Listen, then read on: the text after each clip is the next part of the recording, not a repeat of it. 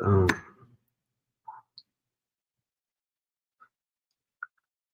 I think we're making it work. My Lord.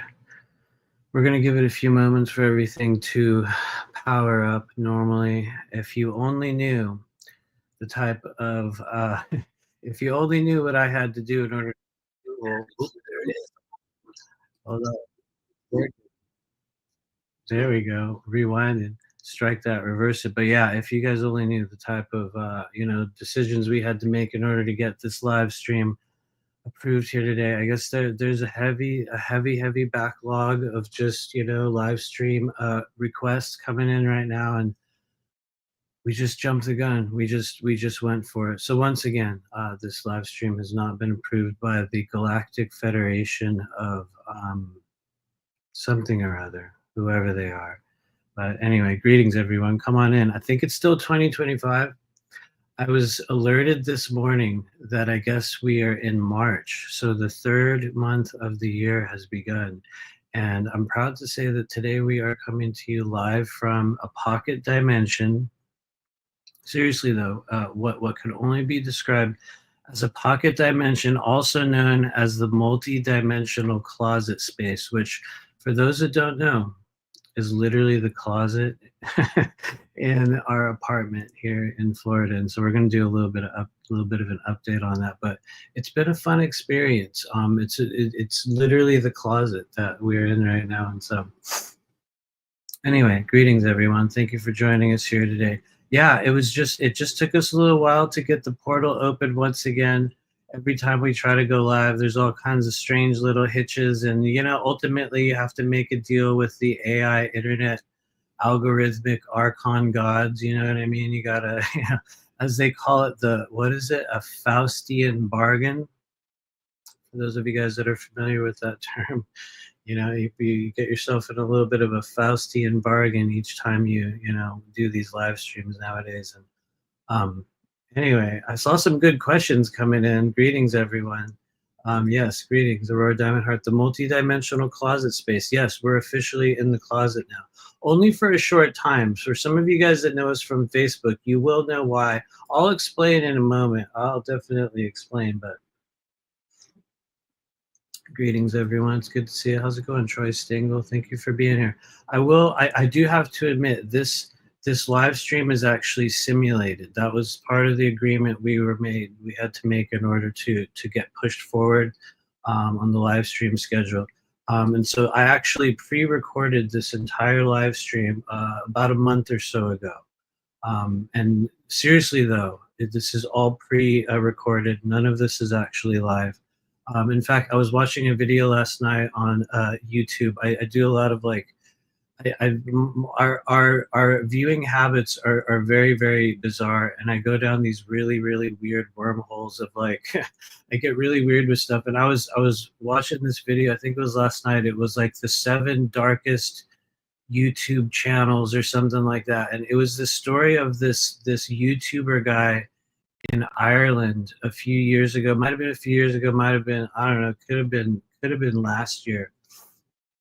But he pre-recorded a live stream of him playing a video game and played the live stream that he pre-recorded while he actually went and sorry, I guess we're getting weird. We're getting weird from the gate. He actually went and murdered his girlfriend at the time, and his whole perfect alibi was that he couldn't have done it, right? Because he was live streaming GTA, I don't know, 3, just the super, the old version of Grand Theft Auto, which was cool. I think it was Vice City, just for those of you guys that know, which, whatever.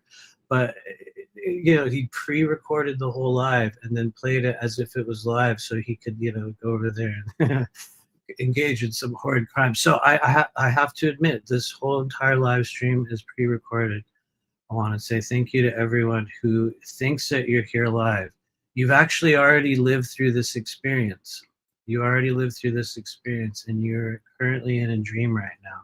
In fact, people around you have been trying to wake you up. They've been constantly waking you up, and we've been trying for months. And so, hang in there.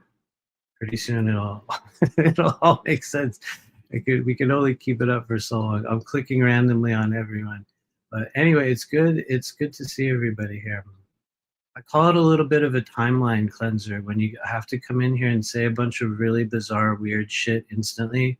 It just has a really powerful effect at like throwing off all the negative trolls, or like just like the weird energy. All the real skeptical people will be like, oh my god, shut up, and they'll cringe and like click off instantly, and only the real ones will remain. But it's good to see everybody. Lois says, not possible from the closet a month ago. Busted. You're right. You're right. It has. It's only been it's been a little bit over a week. Anyway, personal update time for those of you guys that know us on Facebook. You've already heard a little bit of the story, but I'm famous for like retracting certain statements, and I really don't thrive on like negative attention in terms of when shit happens in our life, but. Just a quick personal update. I think it's been a little bit over a week now, and we had a freak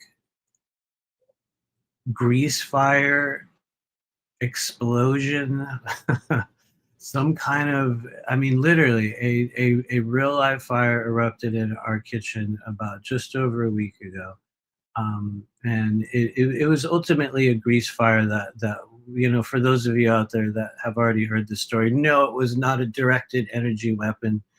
No, it was not some kind of negative entity. No, it was not the Orion group. No, it was not, insert random. Honestly, I think it was our own negligence. But anyway, we had a freak occurrence where a hot water kettle, a glass hot water kettle, just shattered. I knew it was going to happen eventually, and it did. And it collided with some really, really hot on our stove, like the perfect storm of like explosive grease fire material. Like we had a morning of just like boom, just the most wonderfully catastrophic combination of those. And it happened in the midst of me doing a session. I was in a session at the time, just having a normal morning, and I kind of heard it from the other room, and the resulting water, boiling water, colliding with what was ultimately a bunch of candle wax, and then even more water, just created this crazy fireball, like crazy fireball that actually left a mark on the kitchen. It melted a number of things. It was a pretty wild experience. And then ultimately, the worst part occurred, and that was where the fire sprinklers in our apartment. That was the one that was where it really happened. And yeah, just catastrophic flooding of epic proportion. And yeah, so we've been kind of living through the aftermath of that. I think it's been about a week or so. I think that occurred on the 20th, I want to say. So it's been just over a week ago. And yeah, we got to stay in a hotel for a few days, which, I will say we were blessed greatly by the Red Cross. Whoever knew? You guys probably never thought I would say such a thing.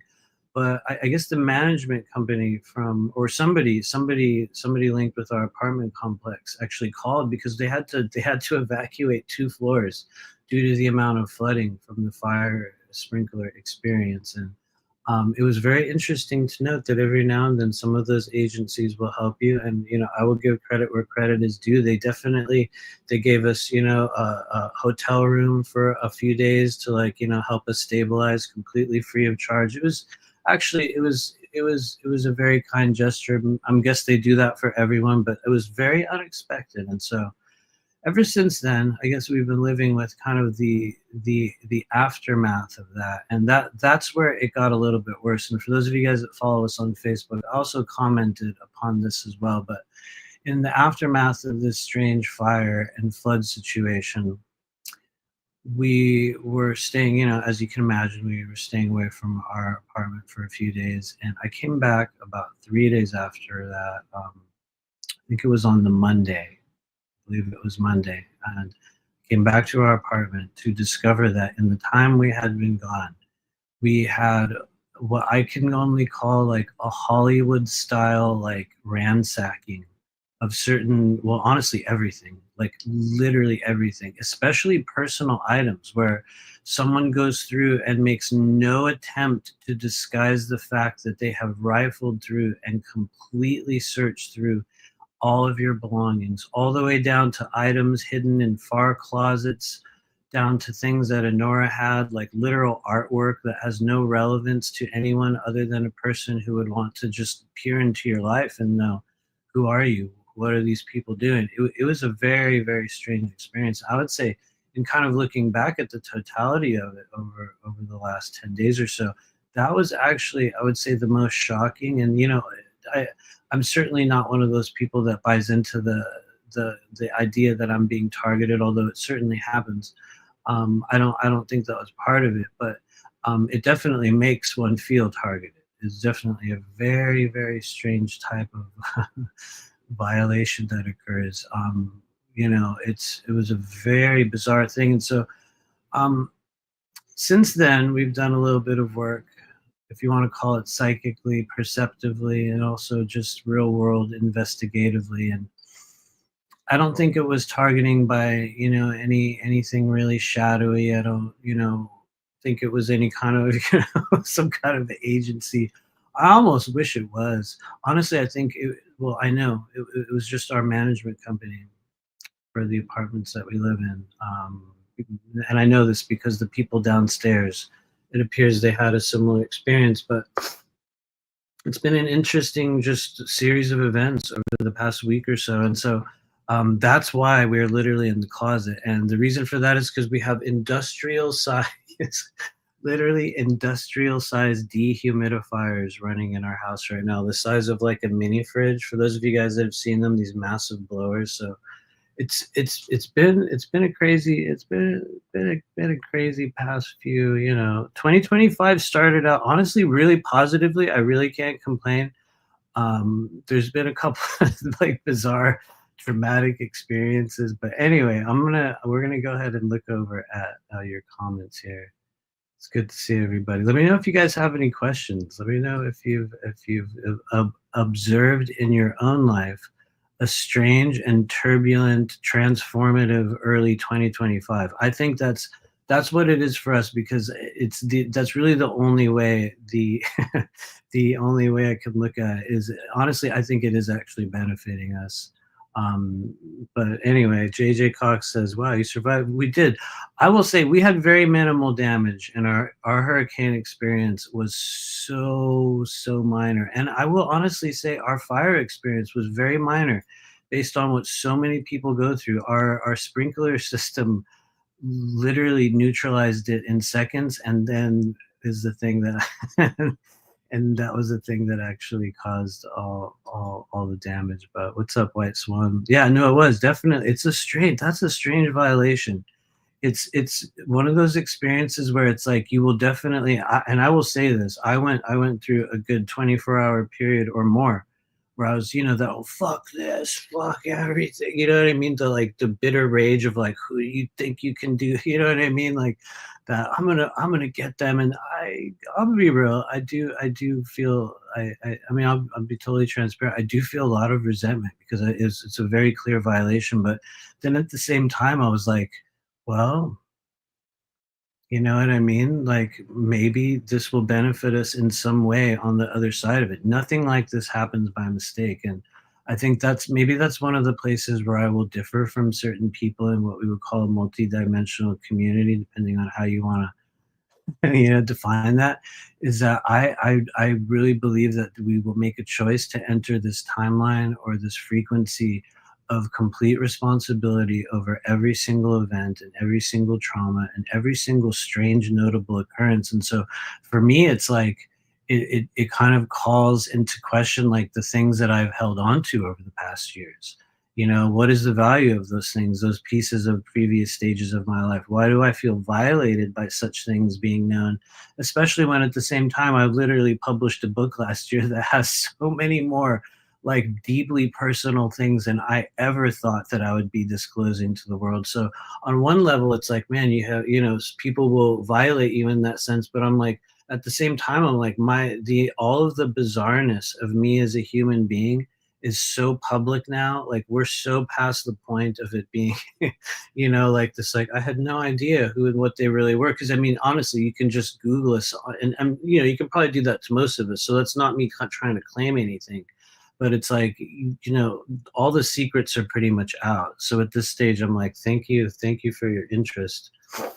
You know, hopefully you don't have to have this a similar experience, which I think is the downside of it. We're at a stage right now, on a collective level, where it's like there's a very rapid playback of certain types of karmic interactions that you'll have with people. And I think for people that are stepping outside of a previous, you know, path that they've laid for themselves, we're going to get corrected very, very quickly. And I think we're seeing that. We've been seeing this, you guys, in socio-political stuff. And we could even say a really, really good example of that correction. Fred, I hate to bring in politics all of a sudden, but I'm going to do this. It was a thing I was commenting about on Facebook. That process of correction, that karmic correction, is happening so fast for people. We got to see a similar version of it in American politics yesterday with the Trump and Zelensky meeting, where they basically spanked his ass and were like, you know, get your shit together. We're not giving you any more money. Although we all know they will. I'm not commenting on, you know, the aftermath of how that will go, but what we're watching is a very rapid interplay, very, very rapid kind of like reaction, counter reaction. And I think for some people there's a lot of opportunity in that, and then for other people there's a lot of warnings against emotional reactivity. Because I know for me, in having all these experiences with, you know, our management company and this bizarre like fire thing in our house, it was like the only thing I could do for a few days was react instantaneously to like every single thing that occurred. And you notice very, very quickly those moments in your life. And this will be a weird metaphorical statement, but I think a lot of you guys will be able to follow me. You will notice those moments, those waves of reactivity in your life, when you observe an unstoppable force meet an immovable object. Two things collide, and it's like you realize there's nothing that can happen other than this sort of explosion or this transformation of energy. And yeah, I'm like branching off into like bizarre, you know, philosophical stuff here, but I think a lot of you guys are going to understand how that's showing up in your own life. And so anyway, before I spit this, before we wind off into a whole other dimension, thank you for being here. And yeah, 2025 has been, honestly, it's been overall, it's been really good. It's I really cannot complain too much. Thanks, White Swan. She says the difference is that you chose to put things into your book versus your personal property being roached. You're right. You're right. It is. And I must also admit, this is me after like a week of being able to of being able to process it and like curse people out loud walking around my apartment with Honora and just being like, you know. So this is like the aftermath of like radical acceptance of, so you know what I mean? It's not my instantaneous go-to reaction. But you know, it's like I've had a few days to kind of settle. What's up, Tasha Hutt? Good to see you. Genuinely good to see your face around here. She says you can always transmute that violation into love and blessings for whomever did that and yourself. You know what? You know it's weird. You know, I'm not trying to be like overly, you know, love and light, but there is definitely this part of me that is like, you know what? I pray that you get something so amazing that you completely forget about me entirely. I'm open to that. So like you're going to receive some kind of a blessing that you're going to be so distracted, you'll forget about us entirely. Or I hate to say it, the other side of that is, or you'll be just distracted by something very, very painful in your world. That can also happen too. I'm not wishing anything negative upon anyone, but I think we will watch both of those take place. Watch both of them take place. It's a very interesting thing to behold in the moment. Lois says, I had a spontaneous root canal treatment yesterday. Man, oh, Lord, I think I could probably use one of those. Not that I want one, but yeah, if I'd known ahead, I would have stressed. Yeah, you know what? That's actually that's a smart point to make. I think that there are certain paths of change or things that must be thrust upon us, because if we knew they were coming, we would do everything in our power to avoid it or to take an easier, softer way. And it's funny, not that this really might vibe along with your comment, but Honora and I were talking about it earlier, and we were making these observations between what had happened within this bizarre fire moment here in our apartment and what the way it was for us just prior to leaving Los Angeles in, I want to say, 2021. And it was interesting because around that time we both noticed there was a strange, what I would call this might be going too far into bizarreness for some people, but we noticed that around that time there started to be strange form of accidents, things within our apartment. Stuff started to break. Not that it was about like everything just wore out. It was like sudden random things. And they would have to do with things like, water or, gas or plumbing. Systemic or infrastructure things in our immediate environment would begin to fail, and through no real action of our own, I mean, honestly, in this case, I think there's are some things I could have done to avoid it, namely not put boiling water next to like a really hot stove, but that's hindsight is great. But you know what I mean, you will certain we started to notice an imbalance within elemental energies, and I think those are certain signs that that some people will notice in their life. It might come in a different way for you guys, but you'll notice when energy or momentum or some form of kind of acceleration begins to ramp up around you. And I think for some of us, it's because it's pushing us in a new direction. I might be wrong. I might be oversimplifying it. There might be like 20 million other moving parts to the whole thing, but I just noticed that for us, it was like a similar series of events. And so I think along with that, it's kind of painting a larger picture of we'll probably move in the coming months or year. The question is, to where? The question is to where? Who knows? Kelly Dolan, how's it going? He says navigating those opposing energies is the lay of the land these days. It is though, man. I feel you. Oh, yeah, thank you, thank you. Sorry to say the phrase that I say to you every time, Kelly, but I think I just need to say it because it's real. That's a very big, huge lesson for me as well. The attachment and self-control. Oh man, big time. Oh, totally. It's both of those in equal measure. You know what I mean? Learning to contain or release the intensity of the self in the right moments, and then also that which we cannot control. But anyway, I think I'm making it a lot. I'm like blowing it up into more of atmospheric thing in the moment. But anyway, thanks for hanging out, you guys. We definitely got weird from the start. I guess it's been what, 2 months? I think it's been 2 months since we've done one of these. Bin Charge says, any thoughts on being dismissed by someone who is recently super close with you and both seem to feel it was a special connection? Any thoughts on being dismissed by someone who is recently super close with you and both seem to feel it was a special connection? Honestly, I think that that's another common sort of timeline shift that you're going to notice with people right now, from the perspective that spirit is going to be actively removing things, not from everyone, but for those that have chosen what I would call maybe an accelerated path, where we've signed up for this experience, whether it be throughout this year or the days, weeks, months, however long you want to put it to come, where it's like changes are going to happen more rapidly. Gifts will come quicker. The risks will be greater. Some people call it a high risk, high reward stage. And I think when you sign up for those, you're going to notice that there's going to be certain waves or stages of experience or relationship where honestly people are going to ghost you. Sometimes you're going to be the one that's ghosting somebody else. You might be the one that's doing that next. Not that it's a good thing or a bad thing, but I think that, or rather, I would like to think, or I would like to believe that in you having that experience, and even the fact that it showed up here for discussion in this now moment, would lead me to believe that that spirit's saying we're opening the door for a deeper, more meaningful version of this.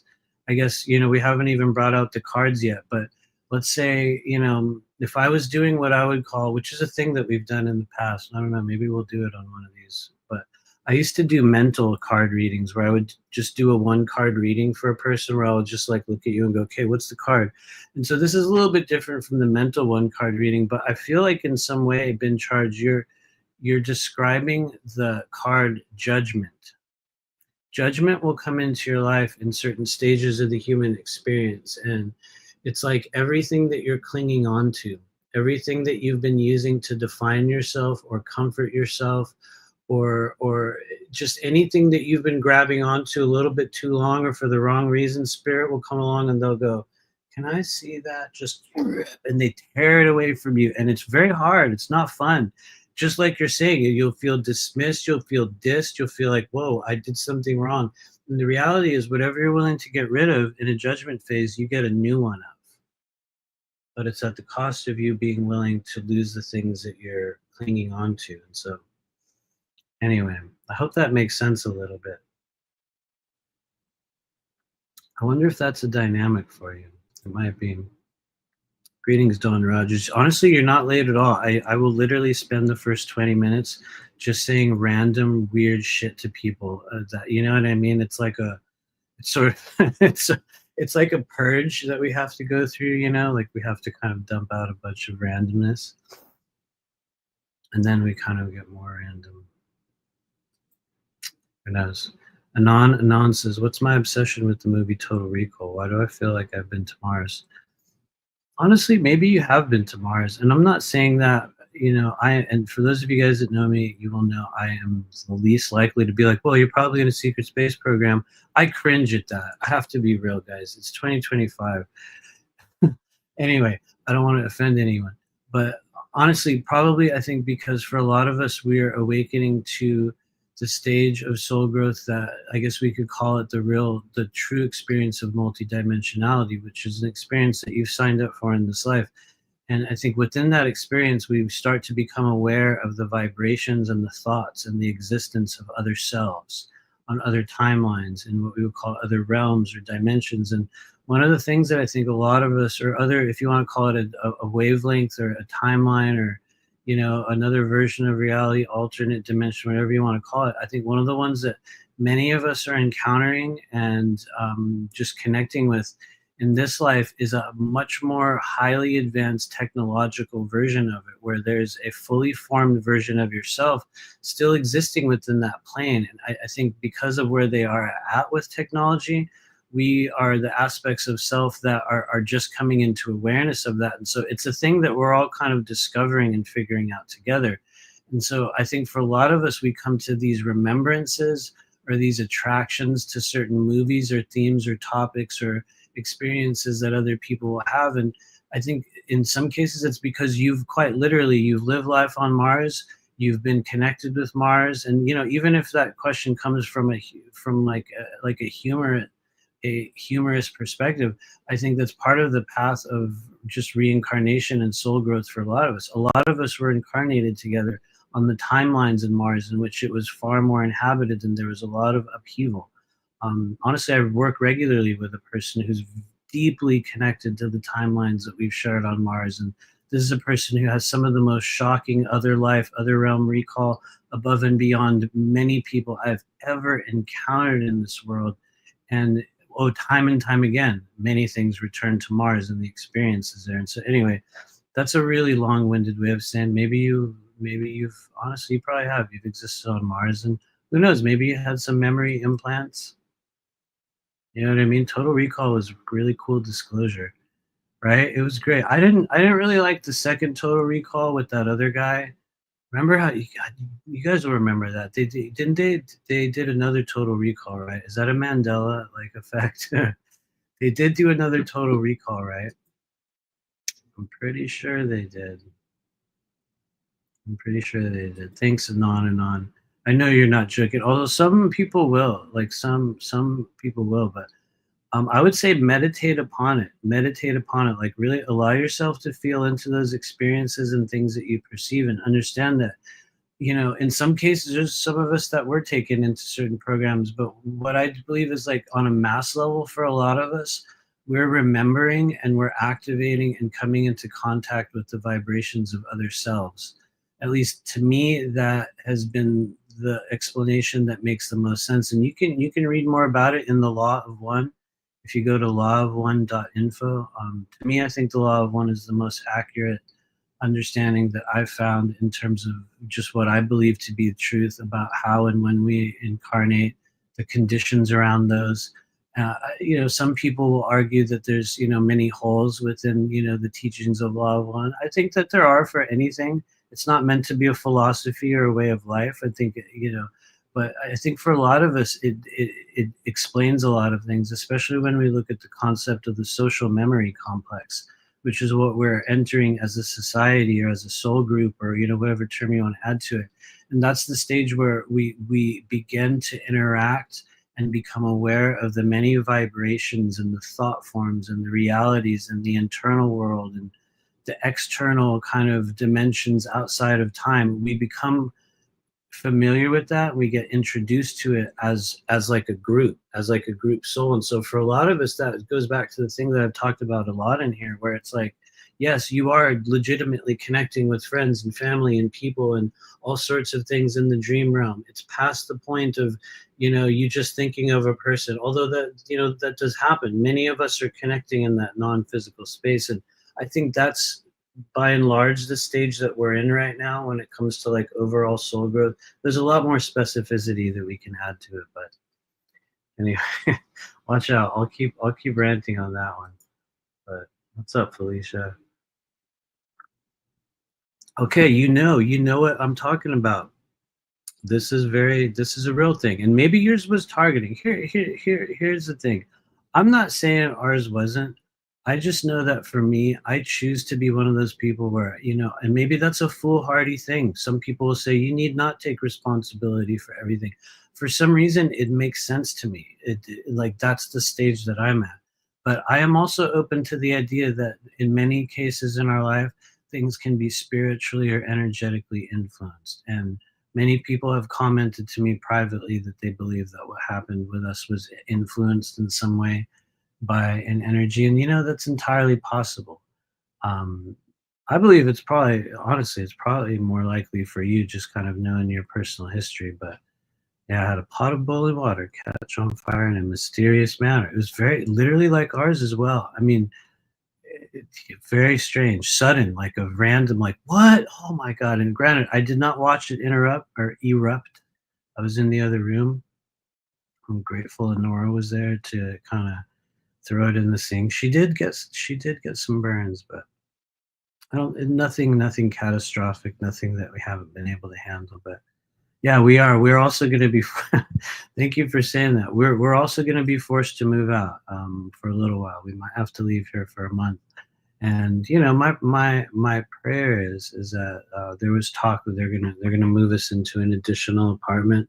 We haven't seen that happen yet. In fact, I'll be real, they've been a little bit threatening.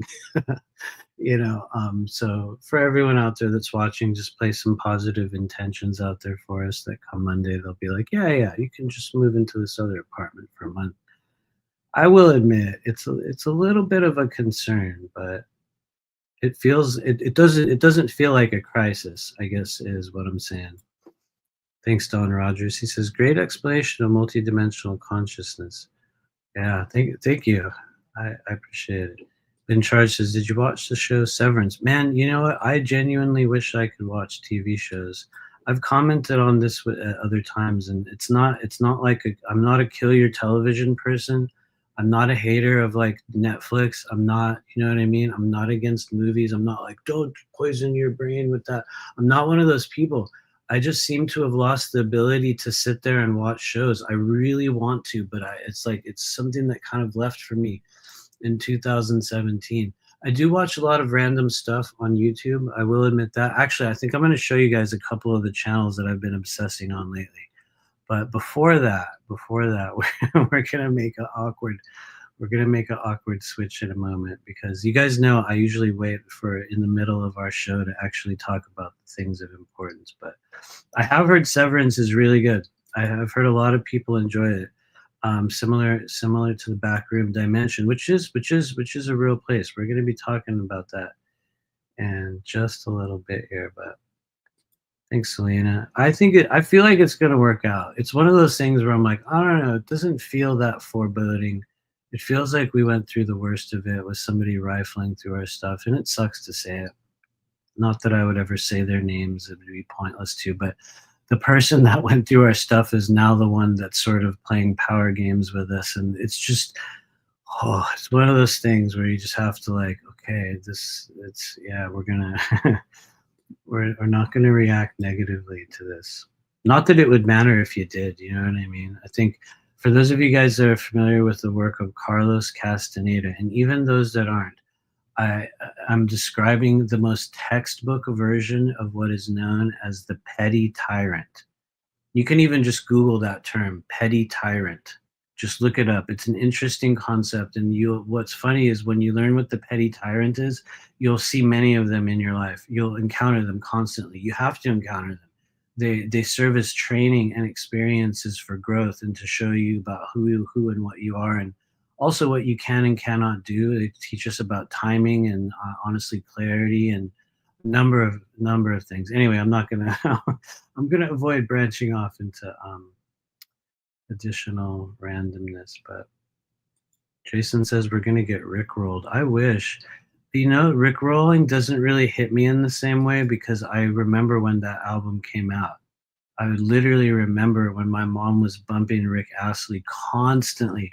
I think yeah, no, it was the cassette tape, like the literal cassette tape of it. So it was sort of like it doesn't really have the same effect on me. That I think that's a Generation X thing for those of us that grew up in that era. Although it's not that I liked it then. I didn't like Rick Astley then, and I don't really like it now. But it's like I've never been like, what, damn, you know, with Rick rolling. I'm just like, oh shit, I remember that. But anyway, not that it matters, but let me know if you guys have any questions before we move forward here. We are going to do readings. We just, you know, we kind of like they're sort of hidden farther back. The farther we go, you know what I mean? Anyway, White Swan knew exactly what was coming up. Thanks for reading my mind, White Swan. I mean that sincerely. We do have some very interesting things. You guys can see it on the screen coming up, and this is actually of, in my opinion, true importance, at least for the work that we're doing here today. We're going to be doing a little bit of a demonstration of this work in a little bit, but I'm just going to take a moment because we have exactly 4 spots left for this experience that is happening beginning Sunday, March 16th. In fact, it is 2 weeks pretty much from today, where I'm going to be doing another live about this in the coming days, talking just about this. So it's not the primary focus of today, but it's very important for those of you guys that have been enjoying or taking part in any of the lives on our channel. If you have been here before and you have received a reading, there's a great chance that you are a part of the multidimensional soul group of people in this life who have the very same skills and abilities. And I think that we're at the stage in the journey where, for those that are willing to really apply themselves and jump in to take a chance on developing this piece of yourself, we have honestly what I believe to be, honestly, I know it in my heart. Somebody's going to cringe. There's always a hater or two in the background. There is no other tarot class you are ever going to find like the one we are doing on March 16th. You're never going to get it anywhere else. You'll get different versions of it. You'll get someone else's version. You'll get this or that. You'll even, hopefully, if you get the right one, you'll create your own version of it. But honestly, there is no other tarot or multidimensional intuitive education experience like this. It's been the class that so many people have asked for every single year, which is weird because every time we announce it, I'm like, you know, it's been an interesting thing. But we're starting on March 16th. And so this is for those of you guys that want to learn how to do readings. Those of you guys that believe that you have an ability and you're like, you know what, I'm going to give this thing a try. I think one of the things that really makes this course unique is that we teach you to generate and create a relationship with the world of tarot so that you can begin to see the characters and the cards in your deck as actual people in your world. You're going to find yourself in them. You're going to find other people. You're going to find your coworkers. You're going to start to view them like characters in a television show. And for people that do, for those that are able to create a relationship with those energies, what it does is ultimately it brings you through what I call the second gateway of true intuitive activation. That is the pathway of divination, where you begin to take upon this stage during your, you know, if you want to call it awakening or your activation journey, where you begin to develop a language through which you can communicate with spirit. And it doesn't have to be tarot. There's a million ways to do it, but I think if there's one thing that I have learned over the years, that I believe it is rightful for me to sit here and say, hey, you guys, this is something that you can do, and you can learn to do it like literally no one else. Literally no one else. You're living in the lifetime right now where, for those that are willing to jump in and go, you know what, I believe that I can learn this. I can do this. It's good. You're going to blow your mind. And I'm not saying it from the perspective that, we're trying to create professional tarot readers, although there's literally people in the chat like Aurora Diamond Heart, like Joanna LeBlanc, that have been here. A number of other people, White Swan as well, I believe, was in that class. I think you guys have been there a number of times. Geraldine, a lot of people that hang out on this live stream and have been a part of this channel, have also been a part of this class in the past. And I've noticed how people will begin to read based upon the information that they pick up in this course. Like, you will actually begin to go, oh, you know what? For the first time, I used to just look at the Knight of Pentacles as this weird guy on a horse with a suit of armor. And I could never understand how people could just look at that card and suddenly start talking about it. But the thing is you can. And it's really about creating a relationship and looking at them in a new way. And so that's a lot of what we're going to be doing over this 6-week period beginning on March 16th is, number one, kind of redefining, creating a relationship with these characters.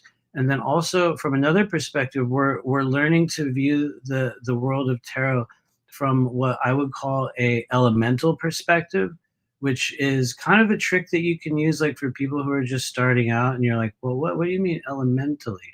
Well, when you learn the elemental qualities of the suits, and when you learn kind of what I would call the psychosocial qualities, the kind of feelings or the energies that they will bring into your life, it gives you a little bit of a cheat code in terms of like, well, how do I define or interpret this energy for the people that I'll be reading for? Even if it's just for you, it gives you a different layer of information that you can grab onto. We also talk a lot about chakras and meridians. I'm going to be real once again.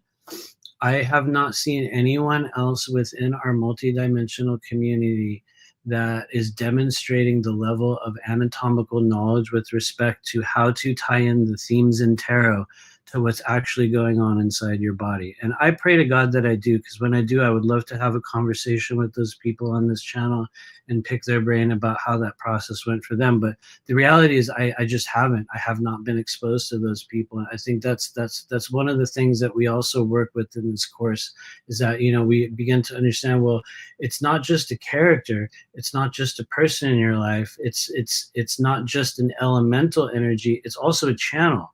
It's also an organ. It's also a chakra. For those of you guys that are learning how to do energy work, it's also giving you a completely different template through which you can visually connect with the medium of tarot. And like I said, even if it's not about reading it, I think that it's one of the most tried and true and universally successful ways of really opening up intuitive ability in the body. And so anyway, I'm getting way too emphatic about it, but I'm actually genuinely looking forward to it. I think it's a fun class for me to do, because we can literally talk about tarot theory forever. And so anyway, the reason why I'm going on and on about it is because we officially have 4 spots left, and it's starting in 2 weeks. So if you're one of those people, you can find us over at rememberyourmission.com and jump in if you can. If you're called to it, you'll know. You will know if that is you. But anyway, thank you, Aurora Diamond Heart. We'll send you a link so you can come and hang out. You can just come and hang out and like be there if you want. But thank you as well, White Swan. I appreciate you. Totally. Thanks, Felicia. Yes, absolutely.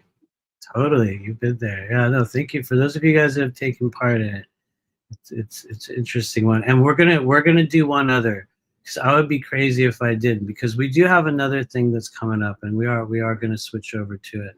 And so after that, beginning in May, here we go.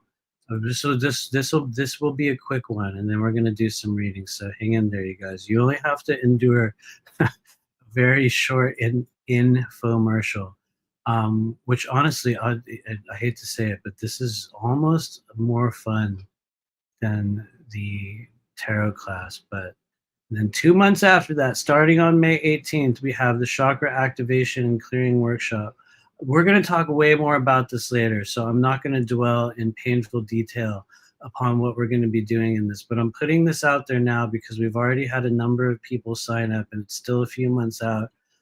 There's only 12 spots for each of these. I don't know, we might let in other people.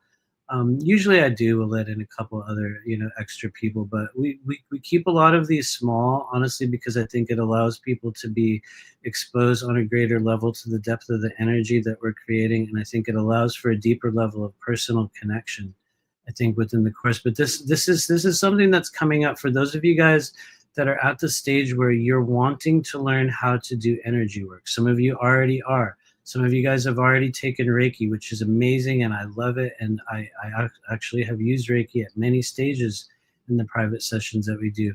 This is for people that are wanting to move beyond those frequencies and beginning to learn how to use alternate, what I would call frequencies that we generate within the body. In this case, the process of scalar toning, which is ultimately creating a wavelength of living energy through the power of the voice and through the vibration that we create with the body. It's the primary method, or what I would call the primary modality that I use when we're doing energy clearings. And it's also a 6-week course. Like I said, we're not going to dive too far into it here today, but this is going to be something we're going to be talking a lot more about in the coming weeks. And I think the reason for that is because there's also a lot of people, that those of you that will be attracted to this channel, those of you guys that will find this video in the future. And honestly, a lot of people are just embarking on this path right now. And I'm going to be real, there's not too many places that I've seen that you can go where people are not enforcing some kind of dogma upon you.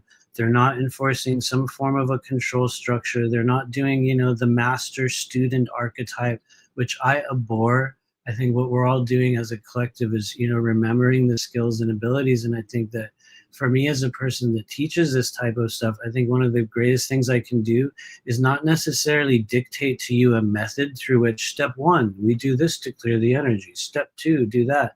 It's more about giving people the tools through which they can begin to do it for themselves, to create their own method. And I would like to think, in kind of looking back at the past 8 years, which is weird, of doing this, I think that's something that we've done a really, really good job of, is not giving ourselves over to any movement or any process or ascended masters or councils or, any of the sort of, higher dimensional things that people attach themselves to. And so I think if you're one of those people, you will know if this is for you. And so anyway, you can find those both over at rememberyourmission.com.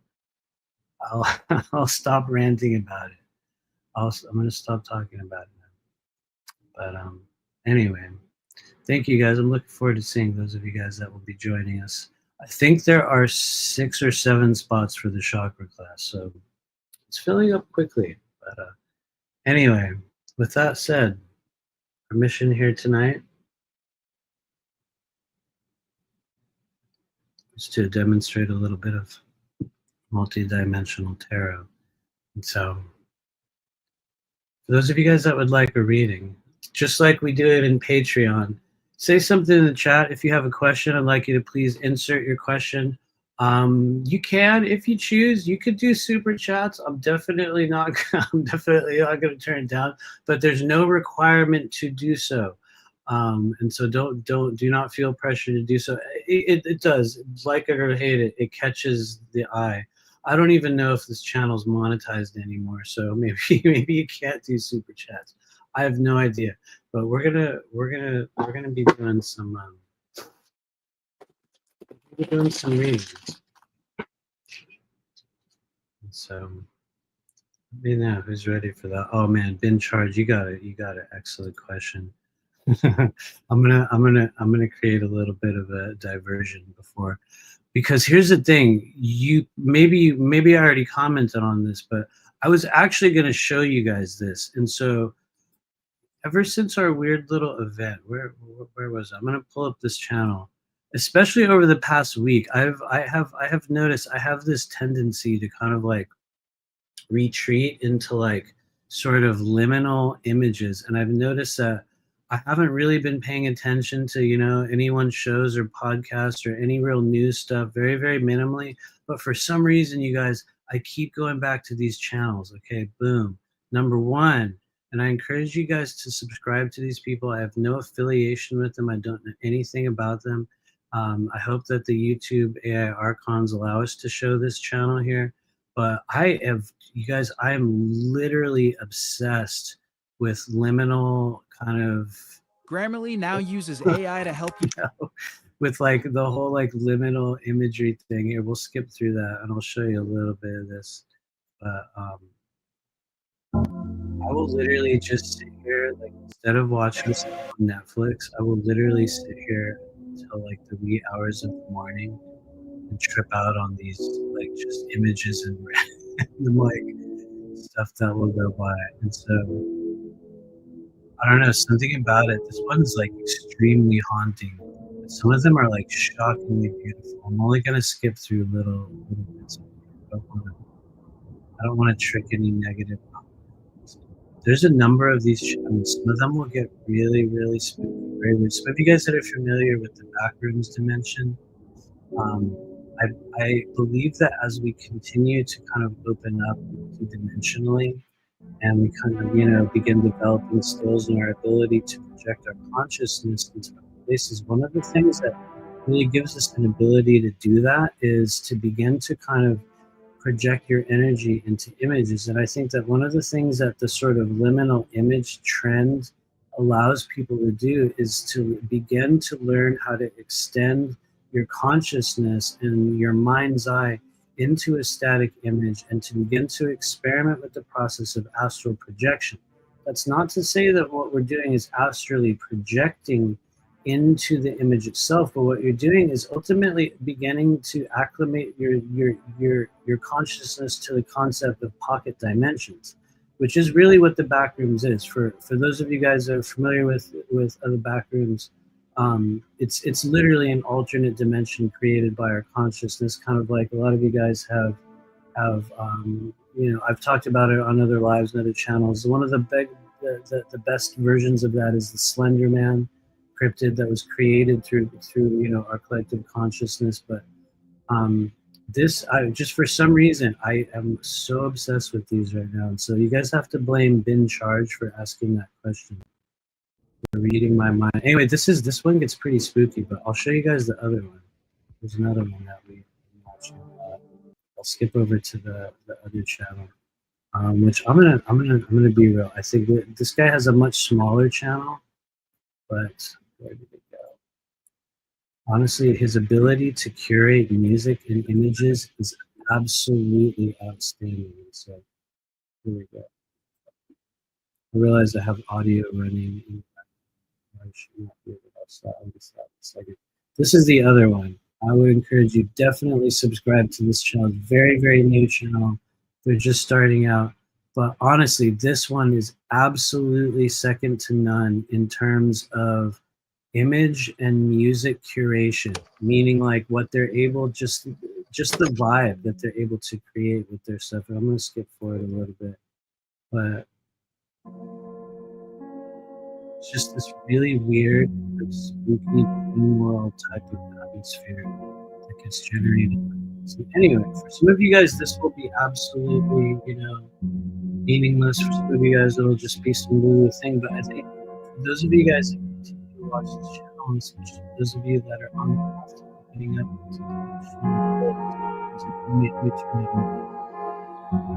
too loud for you. For those of you guys that are really learning how to open up the human energy field so that you can truly begin to effectively move your consciousness into other realms or other wavelengths of existence, I think that trends like this, or just these sort of images, give us a really cool entry point.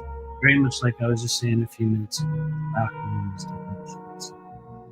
Anyway, we will move off of this. I don't know why I'm so like old school with like YouTube. You guys have always afraid to show other people's videos, and so although I know you're allowed, I encourage you to subscribe to this channel. This guy has a really small channel.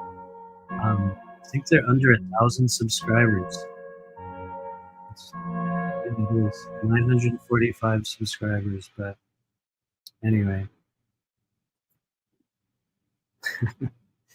Thanks, you guys. Just a quick moment. Ben Charge asked. That's literally what I've been watching every day. That and well, some other stuff. we won't get into that here, but Hopeful Art says there's a channel that uses AI to move you through one of those spaces.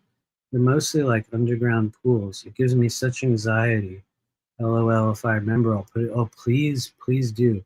I wonder if are you talking about the pool rooms, perhaps? Maybe you're talking about the pool rooms, Hopeful Art.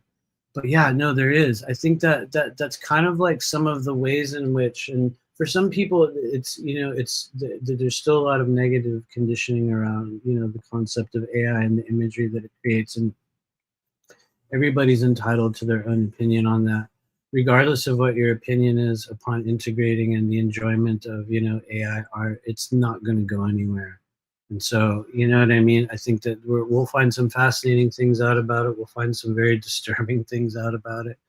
But it's fascinating at this stage to kind of watch that. And I think one of the cool things about both of the channels that I showed you is I'm pretty sure most of them are not AI. I mean, some of them are, but what I have noticed is most of them are kind of curated images. Jason H says, hopefully Kane Pixels. Yeah, I've watched excuse me, most of his videos. Really, really, really amazing work. Anyway, thanks, Ben Charge. Yeah, the sound was off. Hopefully it's better now. Hopefully it's better. Yeah, no, it is. There's always like a weird volume issue. Thanks, Andromedan. Last clip, Silent Hill vibe. So when you imagine yourself there in the middle of the night, and you're like, what is this weird person from the internet doing? I'm probably sitting there like watching weird liminal images spacing out, listening to random music. That's literally what we've been doing. Troy Stengel says, I discovered late last year my ex-roommate hired a practitioner to curse and hex me, basically to destroy me. I think I'm okay now, but I've been mentally obsessed about him and worrying about this. We're going to start there with our readings. I know you didn't ask a question about that, but we're just going to pull a card on it. I want to say, just in feeling just the content of your question, it feels very authentic. It feels like that and I know you're already aware of the authenticity of it, but I would say, as a person that hears that story a lot, and I mean by like literally every week of my life, I hear, I've been attacked. And I'm going to be real, you guys. I hate to say it, but it's like, after a few years of doing this, you will learn very, very quickly when people are really being attacked, and then sometimes when they aren't. And you'll also learn about how to properly kind of speak upon that and connect with them in the midst of that entanglement. And so anyway, having said that, I feel the authenticity behind it. I do believe that I was subjected to a very real thing. Similarly, maybe in some way to that in summer of last year. I guess the good news is, and maybe that's a cheesy thing to say, Troy Stengel, but it's definitely one of those, like, the fact that you're speaking about it now and like able to vocalize and like, talk about your experience with it, even if there's still worry, I think signals that you've been made stronger by whatever it is, which is dumb sometimes. Whatever doesn't kill you makes you stronger. But I think you'll notice that there's a lot of training sequences like that for us that have gone on over the past few years, and they will probably keep on going. And so anyway, let's pull a card for you. Is there anything that she needs to know just concerning that experience or any of the after effects? 3, 2, 1. Boom. Well, you have a 6 of Pentacles, Troy Stengel, which honestly, every 6 in the world of tarot, you guys, is going to be a generally benevolent moment. Yeah, it certainly has its risks. But let's say if you were asking, and I know you weren't really, I know that I just grabbed your comment and turned it into a question for reading. So I apologize if that's not a thing that you wanted a reading on, or if I just focused on a random moment. But let's just say, for the sake of your comment, and maybe for the movement of other energy within your life, you have a Six of Pentacles. And so all the sixes are usually going to be benevolent in some way. I mean, surely they have their own risks. And I think the risk that we come up against within the Six of Pentacles is over-investing yourself in certain ideas or giving too much away in terms of your energy or what you exchange with people. If I were to look at that through the lens of like, what would I need to know in the aftermath of an attack, I would be very, very, I would exchange your knowledge of that experience with anyone who's willing to listen. Meaning it's a thing that you would be willing to talk about with anyone as long as it seems appropriate to do so. But I would not further invest energy or any of your kind of deeper focus into it. And the reason for that is a Six of Pentacles, when it gets a little weird, like in old school tarot, when the cards come in upside down, which we never do in this version of tarot. But let's say if it was, that would be resources and energy that we've exchanged needlessly that are kind of leaving us, things that we've squandered, energy that we've allowed to drain out. And for a lot of people, Six of Pentacles shows up monetarily. For some people, it will show up as an experience. For other people, it'll be things that we carry with us from stage to stage. And so it kind of manifests in a number of different places, but I wouldn't call it a card of danger. It's not a symbol of danger. It's not something that one would avoid. Excuse me. Honestly, it's a thing that I would say you would honestly be exchanging with anyone that's willing to hear about it. And so who knows, maybe that'll mean something to you. Maybe not. You don't feel like you're in danger. Then again, you probably already know that. So anyway, let's do some more readings. I'm going to scroll maniacally down to the bottom here. We're going to pull some cards for you guys. What's up, Kiki Erica? You're right on time. I spent literally an hour saying nothing. We were actually dissociated. I don't know how long you've been here, but it's, yeah, we've literally been in a trance the whole time. I just now came out of it. But thanks, Troy. It was a question. Okay. Yeah, I definitely feel you. Quite an initiation.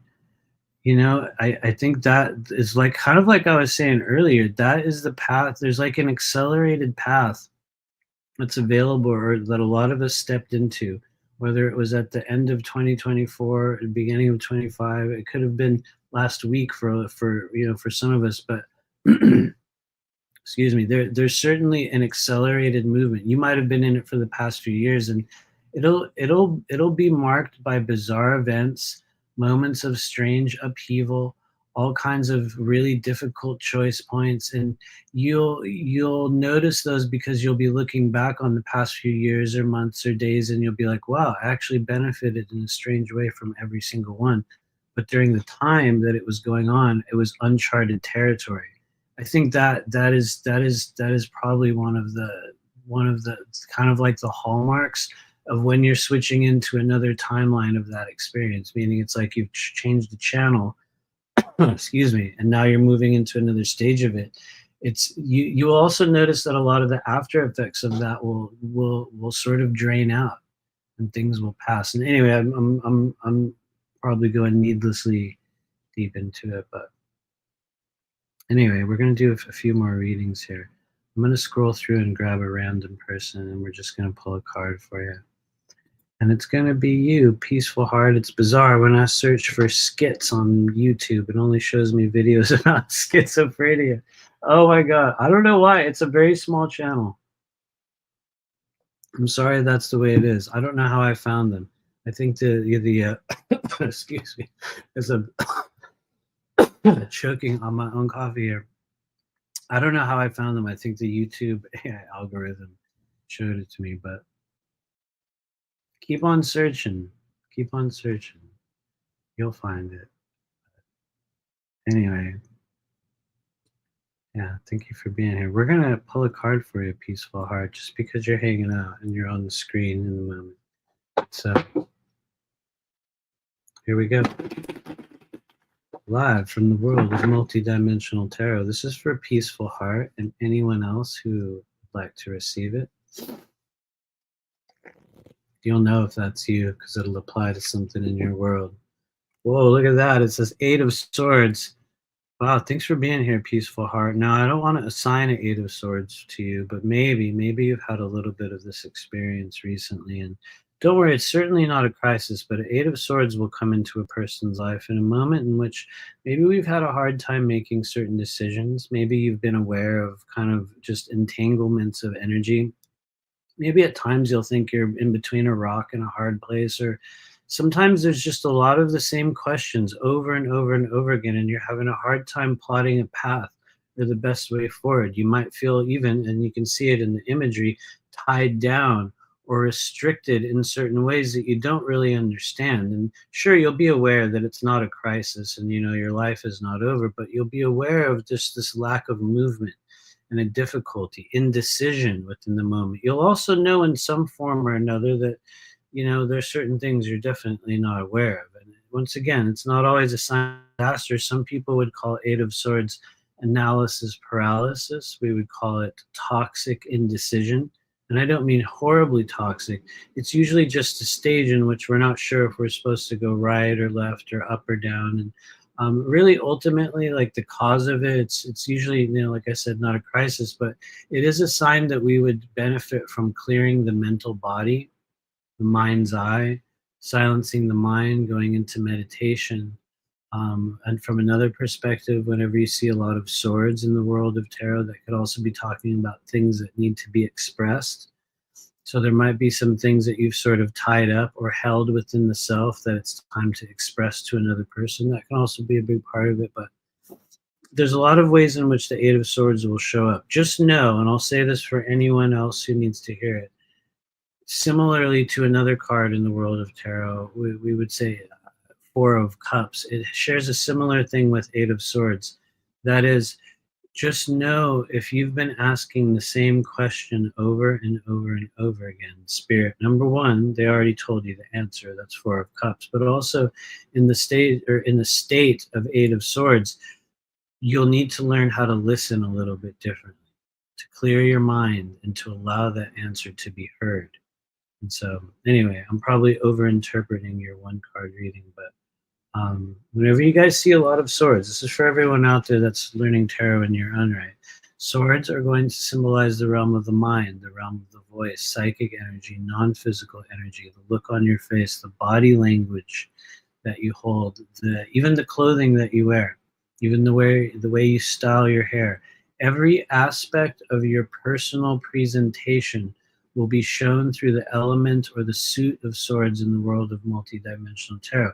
It's not the only place through which we express or present the self, but it's what I would call like the elemental gateway through which our energy is sent and kind of transmitted to other people. Now, pentacles, cups, wands, they also play a very similar yet different role, but swords are just the vibe. They're the vibe that you carry when you come in the room. Just how a lot of you guys have heard me say this time and time again. You'll notice a person that has really strong sword energy because you'll be able to see the look on their face and the energy that they come in with, and it's like, whoa, or like, whoa, you know what I mean? It's like there's a sharpness or a dullness or a severity to big sword energy. Anyway, it goes a lot of places. It goes a lot of places. Anyway, let's do some more readings.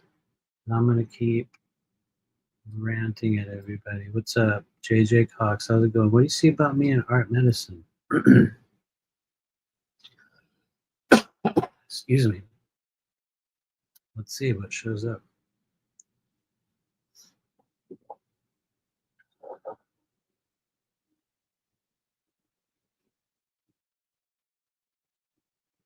Well, it feels as though it's both a path of healing and also a path of higher expression. I think if you're looking through one of the most common methods through which the higher self or the spiritual energies that continue to gather and influence you upon your behalf in what we might call loving ways, in ways that seem to be genuinely guiding you toward greater sense of freedom, it's definitely through something that you're creating within art, within the manner in which you express yourself. I think the more that you can continue to embrace that, the better. it does look like if I were to approach it from what I would call like an empathic perspective, just feeling the energy kind of that comes through when you speak about it, or just what's shown through your question. And I do want to preface that with saying, for everyone that's hearing this, I think it's very important to take online social media readings with a grain of salt, because ultimately it's like you're just getting a whiff of somebody's energy. You're ultimately just reading like one page of a book.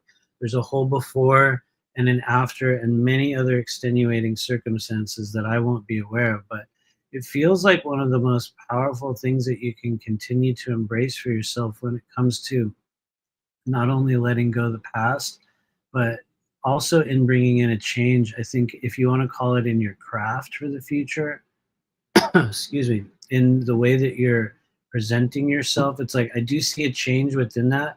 So maybe you're approaching an evolution stage within the art medicine that you're doing. It does feel like you can go bigger in a certain way. That could be interpreted in a lot of different, you know, ways as well. But it does look like you're at the stage where there's more bandwidth available to you, like almost like a larger area for storage of non-physical energy. And anyway, with that, I'm gonna gently we're gonna gently pull out of that energy field. But I pray that makes a little bit of sense to you.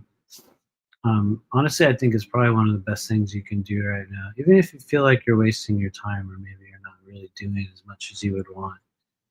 Um, but anyway, I hope it makes sense. We're gonna grab another person. Here we go. I don't think we've done a reading for you before, True Ray. Maybe you've been here before, maybe not. But I just, we saw you there. So for True Ray, we're gonna pull a card for you.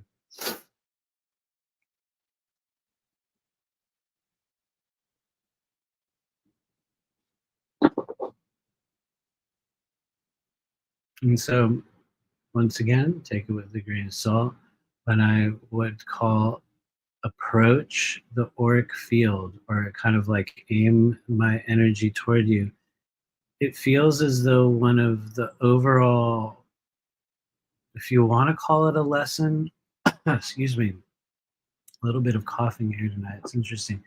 It could also just be an experience that you've created for yourself, but over the next few months and maybe 2025, you're going to be redefining your understanding of masculinity, how masculinity presents itself in your life, your relationship with it, and not even necessarily from the perspective of people outside of you, through your own, in a sense. I think part of it has to do with healing and sort of resolving certain things that people on your father's side or on the male side of your primary kind of family unit were unable to do. And I would even go so far as to say, if you're even watching this channel, you're probably the person in the family who came in with the tools and the ability and the soul level assignment to heal a lot of the things that other people in your family line weren't able to do. But it's just, as you kind of approach, it feels like more weighted on the right side of the body in terms of just masculine energy. So that could be a thing that you're integrating. It might also be a thing you've already dealt with. It might be a force of energy that's not even present in your life right now, and you'll be like, I don't know. Maybe that doesn't mean anything. Just be on the lookout for understandings or experiences within that. And anyway, I'm going to pull a card for you just for the sake of you being here. Boom. Whoa. And then, oh my God. Okay. And then, True Ray, we literally bring in the #1 image of masculinity in the world of tarot. Somebody out there who's a reader will know this. They'll be like, what? You literally got the image. And the word I'm about to use is sometimes misinterpreted. You got the most patriarchal image in the world of tarot. If there is any character in the world of tarot that symbolizes, excuse me, masculinity, the energy of the father, the patriarchy, old world control structures, sometimes domineering control, could be negative, could be positive. That's the emperor. The emperor's primary controller in the world of tarot. He's also the one that pays for the whole party on behalf of everyone. And so honestly, when it shows up in your life, yeah, for a lot of us, we're going to be re-understanding masculine energy in a new way, maybe healing some of those things within the self. you will also be taking full ownership over every aspect of yourself, over who and what you are. The emperor is the ultimate authority. And so for those that are embracing or receive emperor energy in your life, that spirit telling you about becoming your own ultimate authority, your own powerful controller, redefining your version of what a masculine, powerful controller is. For some people, the emperor is a very challenging experience, especially if we've had negative masculine archetypes in our life. And for other people, it's a stage of your life where you feel more empowerment than you've ever had. Because when you embody the path of the emperor, it's all up to you, which for some people is frightening, but it's like, now it's all up to me. And it's like you can have and create things that you were never able to do in other stages of your life. If you're willing to reinvent yourself, when you're in an emperor stage, it's going to be about reinvention. It's going to be about taking full responsibility and ownership over everything that you are and have created. And if you do that, like I said, once again, it was a big masculine message today, but, and then the card showed up. So maybe just search through those themes in your own life. Maybe there's relevance there. There may very well be, but I hope it finds you well. And Emperor is a strange guy. Honestly, he can be one of your best friends, and he can also be a thing that can be an obstacle for some people, especially if if we struggle with taking full accountability. And I'm not saying that some of us do, some of us don't, but the Emperor, like they have to take full accountability for themselves in really, really interesting ways. And anyway, we'll stop ranting on the Emperor. We're going to do another reading here. Anyway, it's going to be for Dean Thorpe. How's it going, Dean? He says, I've been struggling to navigate the line from spiritual growth and allowing trespass. I like the way he said that. We're going to pull a card for you.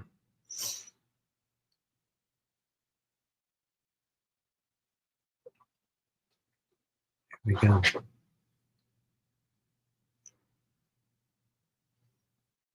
Before I even get to the cards, I will say, he will be greatly aided by just continuing moments of stillness. It does look like you have a lot of activity going on in the upper chakras, if you want to call it, around the crown chakra, just energy up above the head, things that are at many times, if you want to call it like this, being beamed in or broadcasted into your energy field. That's reality for you. It doesn't necessarily look like a crisis. It looks like kind of part of your auric field or your energy makeup. I think that you might be naturally tuned into a number of different timelines or wavelengths, or which can be a very challenging thing. I think that's why stillness and cultivating silence for you is going to be very, very helpful. It's going to help turn down a static like television effect that's going on within the mental body. It's going to reduce noise for you. It might also reduce the availability of your energy signature against energies that might want to do you harm. Anyway, stillness, silence. I want to pull a card. Ooh. And then get ready, Dean. And then secondly, now that I've said all that, don't worry about the past. This is also for anyone else that needs to receive it. And it's funny because people that have watched this channel before, and granted, I'm under no illusion that it's going to be reaching thousands of people.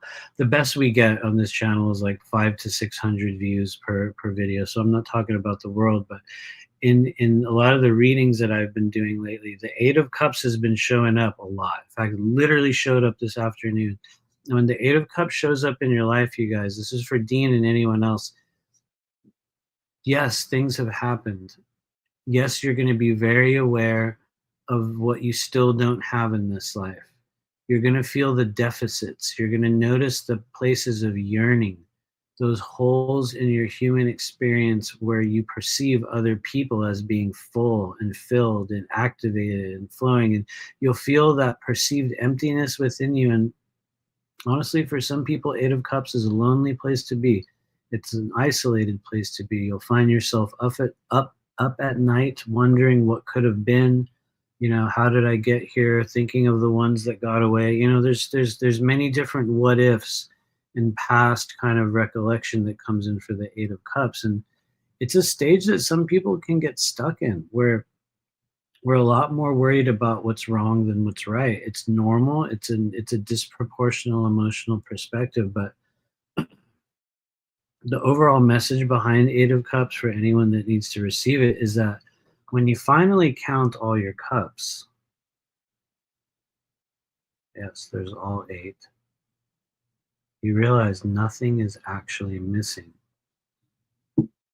Eight of Cups is a game or a distortion of our perception.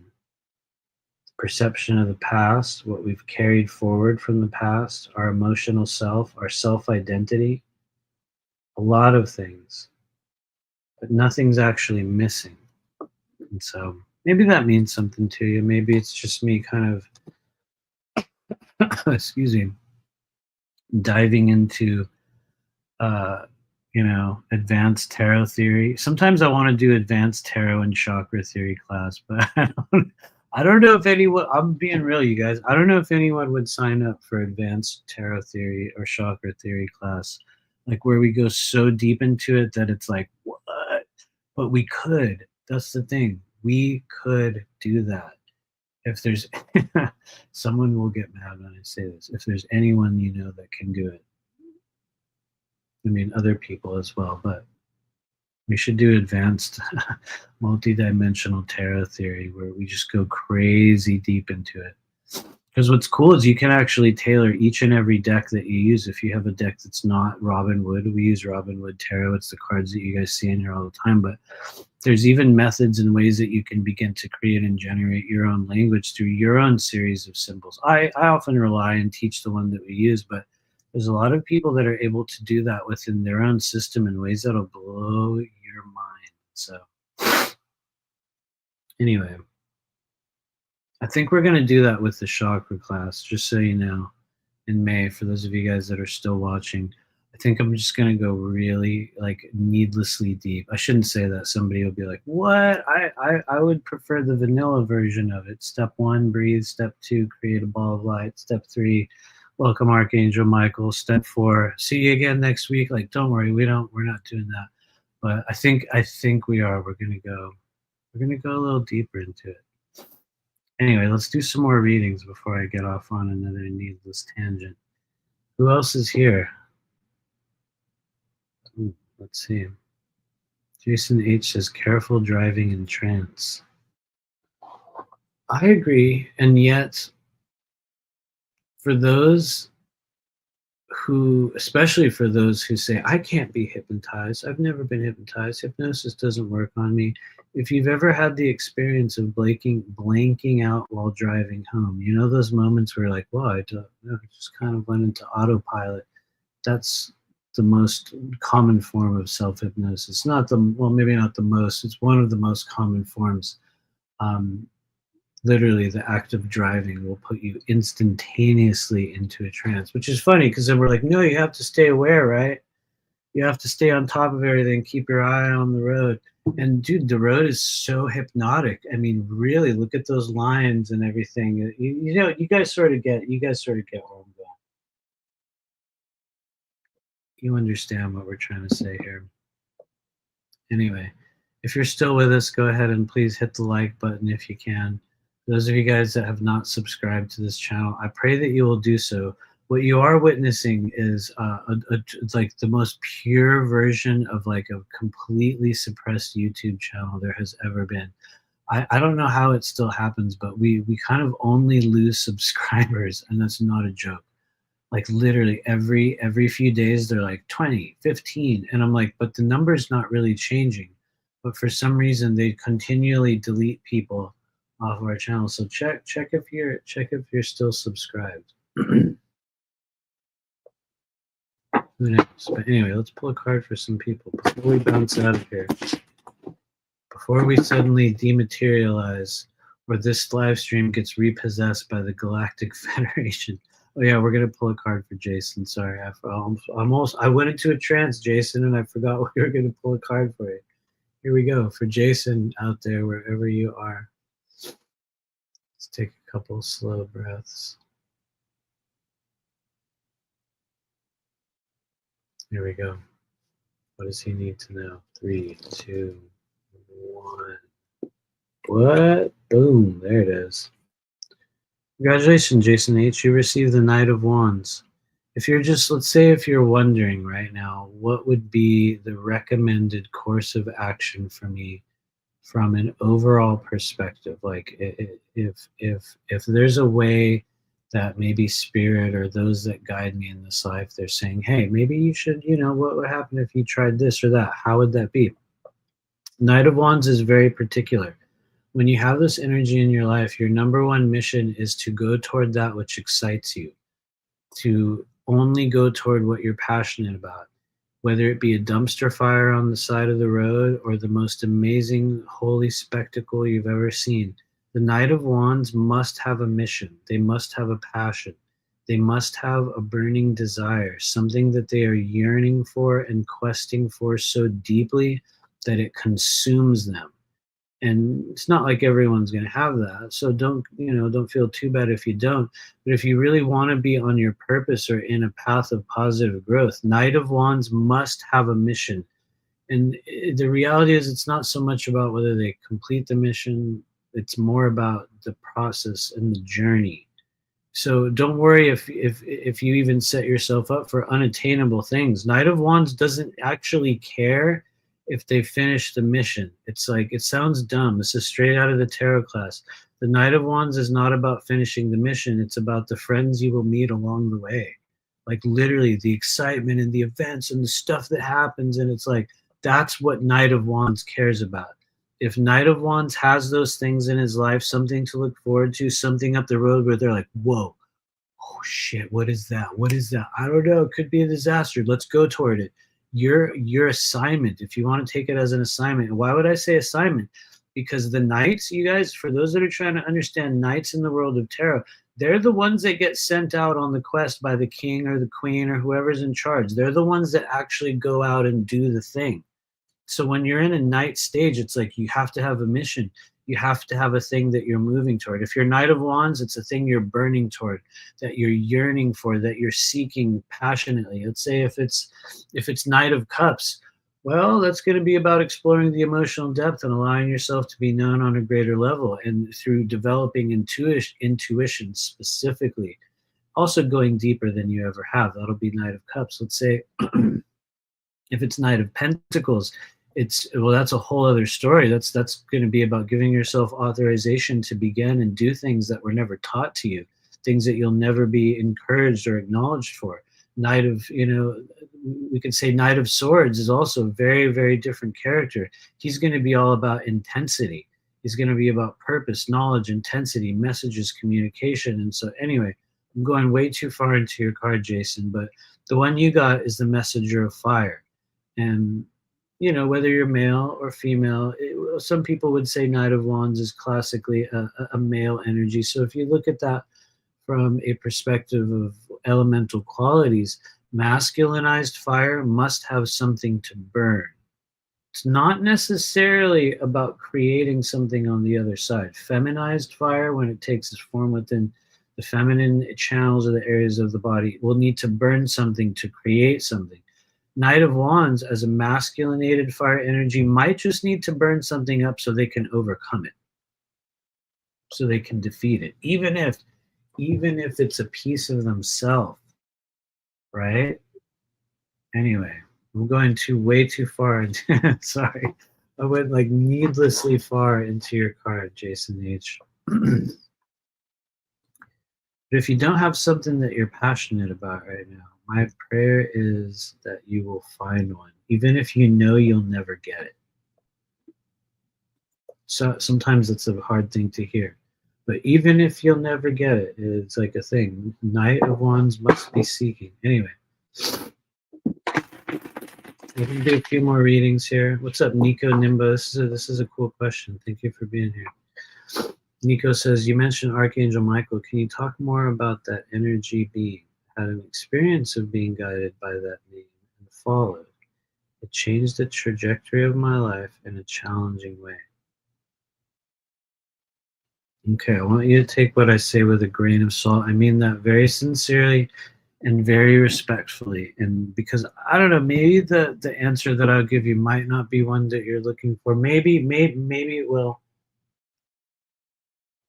So take it with a grain of salt. From a perspective, I would say of a person that does, if you want to call it, well, I mean, it is literally professional energy practitioner work or healing work or, psychic readings. I want to be really honest. I do not connect with archangels. Um, I've never been a person that connects with archangels. I don't connect with any form of what we would call ascended masters or higher dimensional beings on an intentional, direct level. Now, it doesn't mean that those energies aren't present. It's just not a part of the way that I operate in the work that I do. And I think one of the reasons for that with archangel energies, one of the things that I've discerned in my own way, and I'm not saying this is universally true, it's just been my experience.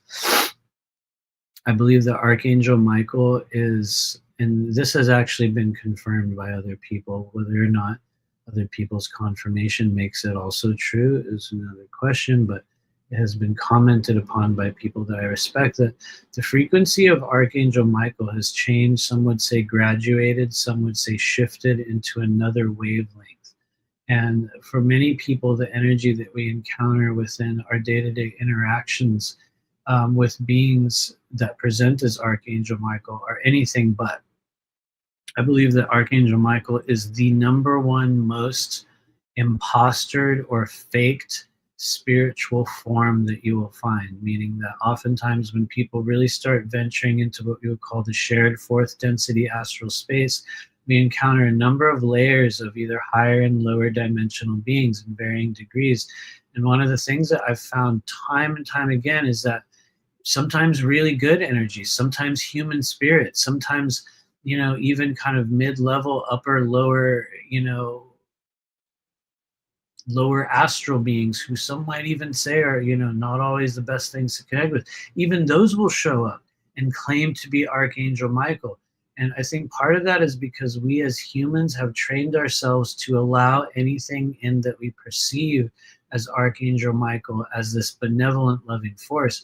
When the reality is that I believe that Archangel Michael has evolved into a different wavelength of consciousness. I think that there is a frequency that is kind of holds the place of what we understood and collectively still regard Archangel Michael has. And so you'll notice this is similar to, which is a weird comparison, to what we might call the frequency of Satan. Satan is no longer what we would call a being. There's not a dude that's like, hey, what's up? I'm Satan. You know what I mean? It's not that. Just like there is no longer at this stage a static, singular version of Archangel Michael, some winged dude that's there going, yep, it's me. What's up? I'm Archangel Michael. He called me in. It's past that. It's like a collective frequency that we connect with. And so it can be embodied by a number of different beings, which is both a cool thing, but also kind of a warning sign. And so, maybe you had a really, really good experience with it, which is entirely possible. Entirely possible. I'm not even saying don't connect with Archangel Michael, because the reality is one of the most notable angelic experiences I had at the very beginning of my awakening journey was with an archangel that presented itself to me, the Archangel Raziel, which many people call the keeper of God's secrets and all kinds of knowledge. And I didn't even know who that was. I didn't know who it was at the time. So I didn't know, like, oh, you're this. I had to learn about it because it told me its name. And I went and researched it. And so does that mean that it was the Archangel Raziel? I don't know. But I think it's something that it's worthy of deeper examination. If there's one thing I've noticed about true higher dimensional energy that actually works in favor of human consciousness is, and I might be wrong, but I do not believe they show up in a traumatic or a damaging way. They do not project guilt. They do not project the concepts of third density consciousness, which will be about hard lessons and karma and energies of that sort. They're so beyond that. I think those are some of the things to look for when you're connecting with an Archangel Michael presence in your meditations or your energy work. And that is, how human does it present itself? If it presents itself as a more human conversational energy within your internal realm, I think in many cases that's a sign that we're interacting with either one, an aspect of self that will kind of mirror and sort of play the role of an Archangel Michael type of energy to facilitate a deeper level of self-trust. It could be that. I think for a lot of us, that's one of the most common projections. And then another one is, like I was saying, where it's just another form of energy or another being. Honestly, you guys, sometimes it will literally even be what we might perceive as an ET, grays, literally, ancestors, spirit guides that will exist as literally elemental forms. What you're going to find out, and I think a lot of us are going to discover as we go further along in this journey, is that we agreed to have spirit present itself within our internal universe in a myriad of different ways. And part of the process of developing multidimensional intuitive discernment is the process of learning to kind of extrapolate and to differentiate the energies and the knowledge that those many pieces of self give us, whether it's a piece of you or a guide, or even if it is the real Archangel Michael energy, which I'm not saying it's not real.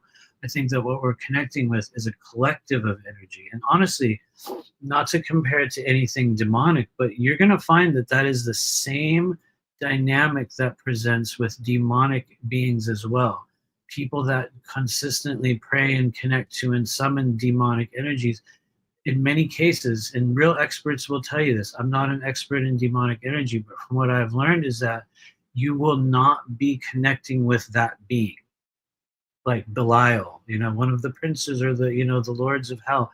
It's not like you're going to summon him specifically. In fact, it even says that in many of those texts. It's like legions and beings that are connected with that frequency. And so there's the same thing for what we would call the angelic realms. There's legions of beings that connect and operate under the frequency of Archangel Michael. But I would say if it was traumatic for you, if it was a thing that gave you hard lessons or gave you, just difficulty in your life, it was probably maybe not the authentic version of it. But even if it was, I think that those energies will show up for a lot of us. And anyway, I'm going so far into your question, way too far into your question. Thank you for thanks for asking me. Like, yeah, that was Nico, right? Take it all with a grain of salt. That's just been my experience, I would say, which sometimes, that it's sometimes doing this thousands of times will really help you. And I think sometimes doing this stuff thousands and thousands of times can also become an obstacle. You know what I mean? And so anyway, earlier, it was almost an hour ago, we did get one super chat. I'm going to try to find it. I saw it come. Yeah, no, it is. It's Don Rogers. He's probably like, man, that was so long ago. We're going to give you a reading. Thank you, Don Rogers. And I apologize to, I think that was Nico, for grossly over answering your question, which we will do. Time is the time. This is for Don Rogers, though, requesting general reading, like literally an hour ago. We are going to do a few more. I just read the word background on the comments. Thank you, Tiffany Pertel. We are going to do a few more readings after this, so hang in there, everybody. This is for Don Rogers. 3, 2, 1. Ooh. Greetings, Don Rogers. You've received our old friend, the Hangman. Honestly, he's a good guy to have. Some people won't agree.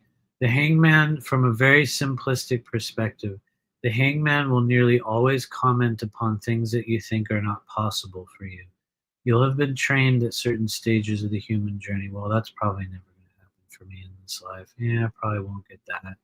Yeah, I probably should give up on that one. Yeah, man, if it was going to happen, it would have happened by now. So if it didn't happen at this age, there's probably no chance, right? The Hangman will kind of hold himself in those ideas, which are ultimately, the concept of Hangman is self-limitation. the faulty belief systems that we attach ourselves to in this life. And when you have a hangman in your life, that's usually spirit telling you that you've limited yourself in some way, and that sometimes this is an awkward thing to hear, but the biggest lesson of the hangman is that you were wrong about yourself. You got the wrong idea. Somebody put you in a box. They limited you. They gave you the wrong information at a certain stage of your human journey. For a lot of us, it was early childhood, where we get programmed with belief systems. And the hangman shows up in your life in ways that you will just remain stuck. Nobody dies from a hangman. He's not hanging, by his neck. He's actually holding himself in an inverted position. And so people that have hangman, the first lesson is that you're capable of way more. And then the second lesson is the way that you begin to receive or attain or create way more of something in your life is you have to let go of your preconceived ideas about what you're worthy of, about what you deserve, about what you've been able to accumulate in this life. Because hangman, for a lot of us, will have a hard time holding on to stuff. People with real hangman energy, maybe you've had this in your life, Don, I'll speak from my perspective, had a hard time with money. We had a hard time making ends meet. We had a hard time with success. We got a lot of shitty programming, and we just stayed stuck for a number of years. It didn't kill you, but it's like you notice years later with hangman energy how other people moved past you in certain areas of your adulthood. And those will be signs where you're still holding on to hangman. And so I guess to make it simple, the best thing you can do if you identify with that energy is let go of the limitations that you think have been placed upon you. If there's any of those belief systems where, like I was saying, you think, I'll never have that, I can't do that, I'm never going to get there. It's hard, but you have to let go of those. Because hangman, it's like you won't die from it, but you'll just stay stuck forever. And it's like, we don't have to. Anyway, not to go too far into it, but there's usually an upset, meaning you'll go through some shit when you realize, like, oh my God, I've been wrong this whole time. There is. You fall out of the tree, you hit your head, you're like, oh my God. You kind of look at things in a whole different perspective, and then you learn how much more you're capable of. And so, to me, hangman's a really good card to have. For those that are willing and able to engage in sincere self-reflection, hangman is an incredible asset. For those that can't, it's just, you'll end up blaming all your problems on other people forever. Some of us do it, some of us don't. You know what I mean? I know I've certainly had my fair share. Anyway, before I go on and on, how's it going, Tiffany Patel? Thank you for the tapestry comment. We're in the closet. We're in the multidimensional pocket dimension known as the closet on the other side of our apartment. The place that I normally do lives is on the other side of the bathroom way over there. And when we had our weird little fire situation this week, this was the one part of the house that got no water. So it's like I just moved everything into this back closet. Luckily, we have one really large closet, and I can literally sit in here, which sounds really lame to some people, but I have to be honest, it's really worked. Somehow, like, the closet dimension has, it's given us a little bit extra privacy. And anyway, as I awkwardly wipe my nose on camera, we're going to do a couple more readings before we hit our 2-hour mark. And thank you. Hope says, this is a good question. Hope says, what's the source of pain in my left shoulder? I'm going to pause for a moment of silence, Hope. I realize your question may have been a few moments ago, and you'll probably hear me say this usually about 12 seconds after I really say it. But if you're still with us, just feel into the pain in your shoulder. If you'd like to leave an additional comment in the chat, let us know exactly where in the shoulder it is. To me, it feels internal, more underneath the collarbone, toward the organs. But you can let us know. It might be more muscular, more skeletal. Okay, I can, all right, from what I would call an empathic perspective, meaning the feeling that I receive just as we kind of approach your auric field, feels like you're holding a lot of the emotions of being unsupported and unaided and sort of bitterness, and we could even say lack of hope in the body that's just built up over time. It feels like one of the big components for physical pain for you is maybe less about organs and like actual systemic failure and more about thought forms and emotions that have gathered in the body. And so honestly, I would even go so far as to say it might not even matter specifically what part of your shoulder that is in. But I will tell you one thing: your shoulders, you guys, have a relationship with your intestines. And when it comes to the intestinal pathways and energy that will gather in those areas, a lot of it will have to do with claircognizance, which is things that your body will just know intuitively or psychically. And sometimes when we ignore or do not pay heed to the warnings or the information that our body's trying to tell us, it'll manifest as a pain in a certain area.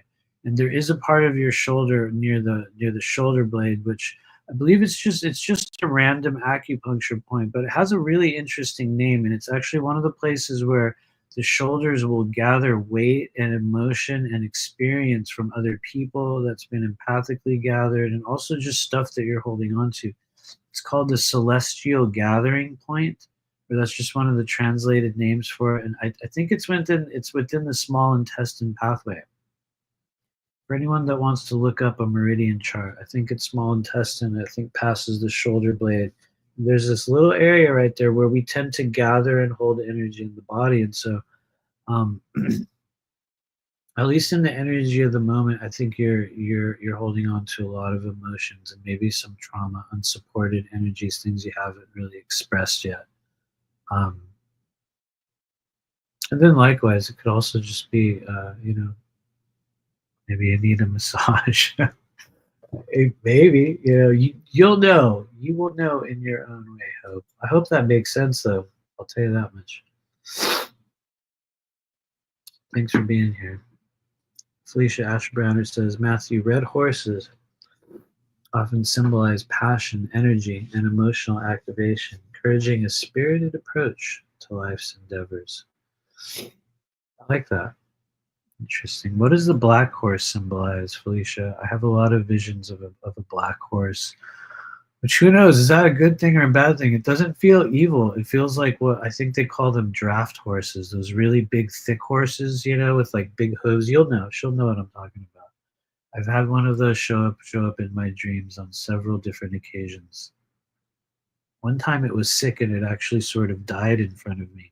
But it wasn't necessarily like a traumatic death. It was sort of like an acceptance of like, oh, he's going type of a thing. How sometimes in those strange dreamlike moments there's not an emotional attachment to a concept of death. It was like I had this big giant horse with me and watched it kind of wither into a skeleton, and it sounds kind of strange and gruesome, but it wasn't presented that way in the experience. There was a strange layer of acceptance around it. But anyway, thanks, Hope. I hope it makes a little bit of sense for you. I mean that sincerely. Please take everything with a grain of salt. But you guys will know. The body recognizes truth. It does not take professionalism on any level. If you're even watching this channel, and granted, like I said, the most people that will probably see this, probably top 600 people over the next couple months. You know what I mean? That's kind of how it goes with our channel. Right now there's 20 something people watching. If you're one of the people that's still here, intuitive activation and the understanding and exploration of your abilities in this life is something that you signed up for. It's something that you can do. There's no mistake that you're still hanging out here. And one other thing I've learned about our channel is we're mostly watched by repeat viewers, like subscribers. Some people have a large influx of randoms that will watch our channel. For other people, it's like the same people over and over again. I've noticed in looking at the data, it's oftentimes the same people return here again and again and again. Anyway, Michelle Moore says, big decisions need to be made now, and I don't have a plan. From where in my life may I draw strength from at this time? Many things.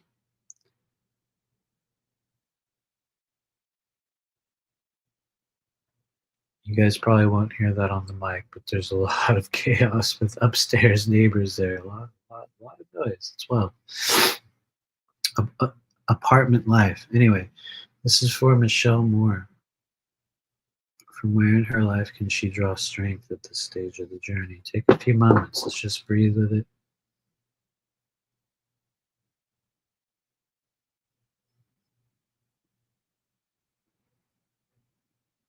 Well, you may be in what we call an initiation phase.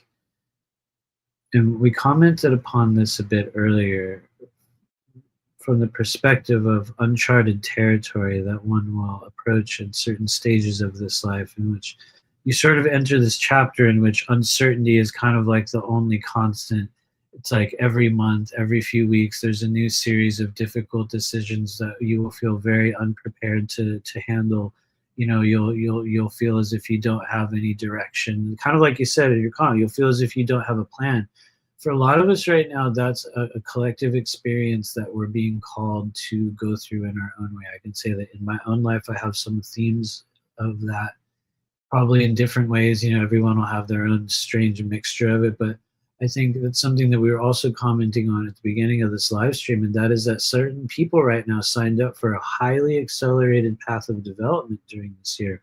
And I would guess that maybe you're one of those people who agreed to go down the very, very fast lane in the freeway right now. And honestly, that leads us to a lot of uncertainty, a lot of kind of fear about the unknown. And so I think to answer the question of from where you might be drawing strength right now, it looks like you have an opportunity and resources that can be gathered by connecting with others on a deeper level socially through, if you want to call it verbal processing or talking about your uncertainty, whether that be with people physically or with people online, there's something that will be aided for you by speaking of or typing it out or saying and deprogramming the intensity of the last maybe few years, maybe weeks, maybe months. So we could say releasing from the throat, communication right now, which at first will be like, well, how does that solve my problems in the immediacy? You're just telling me to start talking with people. What you'll notice is that when there are resources available to you and we're in one of those highly accelerated states of change where you're going into uncharted territory, at certain stages we have to make room within the energy body for something to be received. And it's like something will have to be expressed. And so it's not always about saying a certain thing. You might write a thing, you might create a thing. The idea is that you're going to be expressing things that are trapped within you. Even if that doesn't give you inspiration that you need to find real tangible direction, I think what it'll do is help you release emotions that are clouding your judgment in some way. Anyway, before I get too off on a rant, Michelle, I'll just pull a card for you before we go forward. Here we go. Boom. Oh my Lord, it's the devil. Look, and then this is everybody loves the devil, right? Because in the world of tarot, the devil card comes in and literally everyone goes, oh, what, right? You know what I mean? The devil card, it's like instantly we're like, oh God, okay. And so never get freaked out whenever you see the devil, especially in a moment like this, Michelle Moore, where you're like, oh man, I don't know where I'm going. I don't know what I'm doing. I feel like I don't have strength. The devil actually gives you very, very helpful information, especially when you're in what we would call a quandary, a moment of uncertainty, fear, or just difficulty. The devil will come into your life and say, hey, look, the good news is, sorry, as I drool on myself here on camera, the devil card will come into your life and they'll say, okay, look, the good news is the things that are going wrong in your life right now, they don't really have anything to do with entities or demons or, you know, it's not a satanic energy, you know what I mean? Don't worry, it's not the reptilians. I'm saying this humorously, but also seriously. It's not an outside source of adversarial energy with the devil card, which is why it's very useful. It's actually you. It's us or me, you know what I mean? The beholder and our belief systems and the behaviors that we hold on to and the things that we do to limit ourselves. For some people, the devil is a secret addiction. For other people, the devil is negative self-talk. For other people, for another person, the devil is extreme avoidant behavior. For some people, it's a whole other cycle of whatever it is that we do, the beliefs that we hold, or the energy that we continually engage with that holds us back. And if you look at it, if you peer into the card, you'll notice this is one of the reasons why I like Robin Wood Tarot, is that she didn't draw the Baphomet image, you know, the goat-headed being. She actually made it very human. And it's really just two people trying to remove something from a dark place that, you know, anyone that stares at it for a few minutes will realize, oh yeah, they're never going to get that out of there. They can't, but they're holding on to it, thinking they can. And so the devil shows up in your life in a path of self-limitation and self-damage, poor outlook, negative self-talk, ways in which we harm ourselves. And so for some people it's hard, because it's like when we go, well, where do I find strength? You know, how do I correct this imbalance in my life? The devil will come in and go, well, congratulations, it's you. And for some people, we're like, what? But smart people will take that and go, huh, okay, so you're telling me I kind of I've played a major role in bringing this into my life. Okay, that would also mean I have the total power and control to correct it. And so you do. And so it's kind of, you know, somebody might get a little bit annoyed at me saying this, because I'm not flipping it back on you. Some people will be like, well, you're just feeding it back to them. The reality is, when we say, from where will I draw my source of strength? This energy will come into your life and say, it's from you, from your ability to correct, to regenerate, to survive a stage of uncertainty. Anyway, not to go too deep into it, but yeah, I think you're doing better than you think. Don't allow the devil to freak you out. I would probably say within the next 60 days, you're going to be in a very different place in terms of just mental security in your life. And anyway, I'll leave it there. I'm probably going way too far into that, into that for you. But thanks. The devil makes an appearance, right? He does, right? He shows up and everyone's always like, oh. But for those that know him, you'll be like, okay, all right, that's something I can.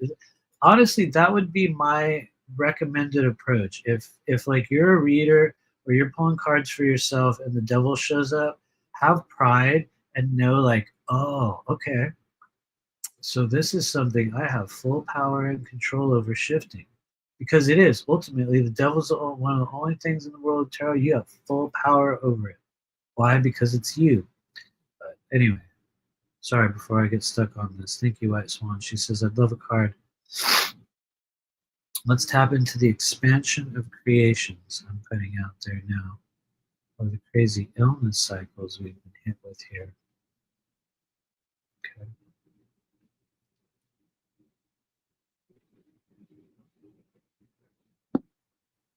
This is for White Swan. Whether it be through cycles of creation or experiences of illness, what can be known about her current situation? 3, 2, 1. What? Well, our first card was a 6. And we're at the very beginning of today's, or this evening's journey, I was talking about how every time a 6 shows up in your life, it's actually kind of a good thing. I'm being totally real. It's especially if you get a 6 of Wands. And here's I guess the awkward part about it is that on one hand, the 6 of Wands is not meant to inform you of a whole hell of a lot of information. It's just not. That's not the purpose of it. The 6 of Wands will show up in your life and they'll say, look, if there's one thing you need to know right now, is that we approve. We approve of what you're doing. We've given you the go-ahead. We're cheering you on. Oftentimes, from a spiritual perspective, you'll make a certain decision. Remember, you guys, wands are things that we actually do in this life. By the time an energy or something in your life materializes as a wand, it becomes an action. It's past the point of being an idea. It's past the point of being a feeling. The wands are things we do. We physically interact with wands. Some would say we interact with pentacles as well in a similar manner. Not to go too deep, we could say that about all the elemental energies, but specifically going back to the energy of Six of Wands, just know that if you've been asking yourself, should I? Are you guys in approval? Those that guide me in this life, should I be doing this? Is that even a wise choice? Six of Wands will come in and say, yes, we've been cheering you on. In fact, you should probably do the thing or embark upon the path or do that decision soon, because the one downside of Six of Wands is it's time sensitive. Eventually, if you don't act upon something with Six of Wands, you can lose momentum. It doesn't mean you will. It's not an automatic thing. It's not like, oh, you lost your momentum, now you can't. You still can. It's just Six of Wands gives you like an immediate momentum, a push. It's like that moment where everyone's like, yeah, go. You know what I mean? They're all cheering at you. And seriously though, I would say it's a really good energy. Just don't hesitate. Similarly to Nine of Wands, no hesitation. Now, if we were to put this through what we would call your question about illness, if you wanted to try to kind of filter it through that or interpret it through that lens, know that the Six of Wands will not often. I mean, from another perspective, the Six of Wands is something that we've also given authorization for, and so it doesn't mean that it's always a painless path or one that's fun. It's like Six of Wands will show up and it's like, well, we've agreed to have that experience, and it will nearly always open the door into something benevolent on the other side.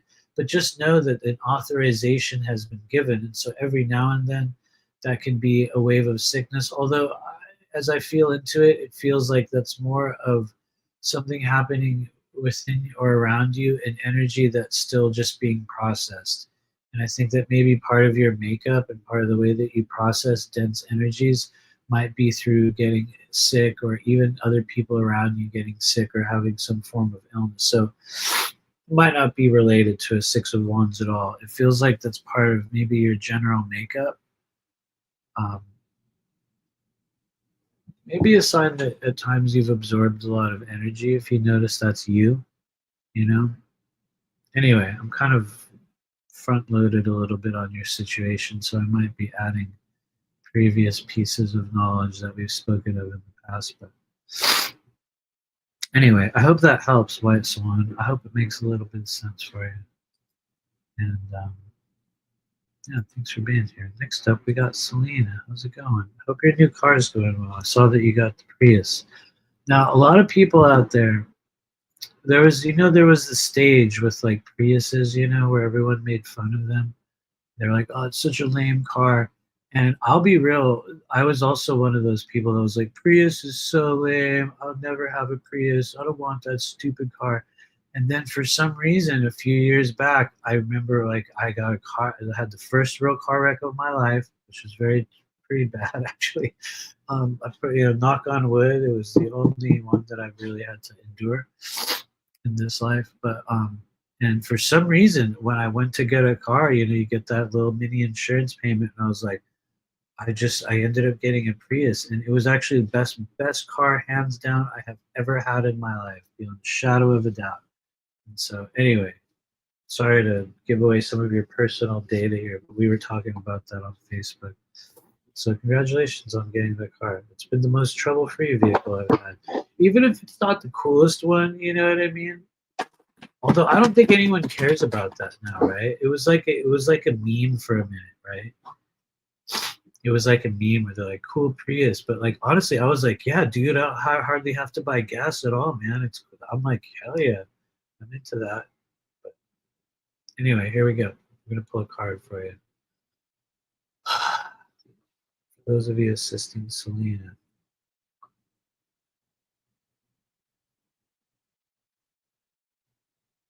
Three, two, one.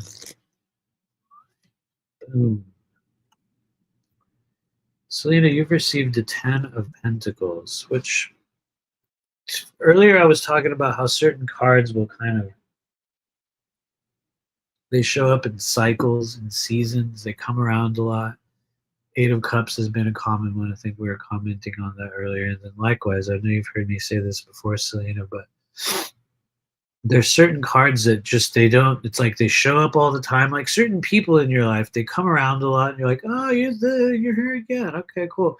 And then after a while you don't see them and they just take off and you're like, and then all of a sudden one day they breeze in through the doorway and look, there it is, there's a doorway and the whole family's there, because look, there's the whole family, and yeah, there's also some animals. And the Ten of Pentacles, it hasn't been coming around too much, but when it does come around, I would say the thing that you should know about it is that it's one of the most benevolent endings, closeouts, or we could say culmination of experiences that you can have in the world of tarot. And I think this is a thing we'll be discussing in the tarot class. Every time you see a 10 in the world of tarot, it's calling into your mind closure of some sort, even if it's just momentary closure. Something ends and the day's over and we come back tomorrow. All the tens will bring a certain type of closure. And based upon the one that you receive, is that spirit telling you what type of a cycle you're in, whether it's a cycle of 5 minutes or a cycle of 10 years. And so the 10 of Pentacles is the cycle in your life that's closing, in which everyone benefits from. It has to do with generational energies that have been shared along your ancestry, your family line, between yourself, between your children, between those that raised you, between the overall community that you're a part of.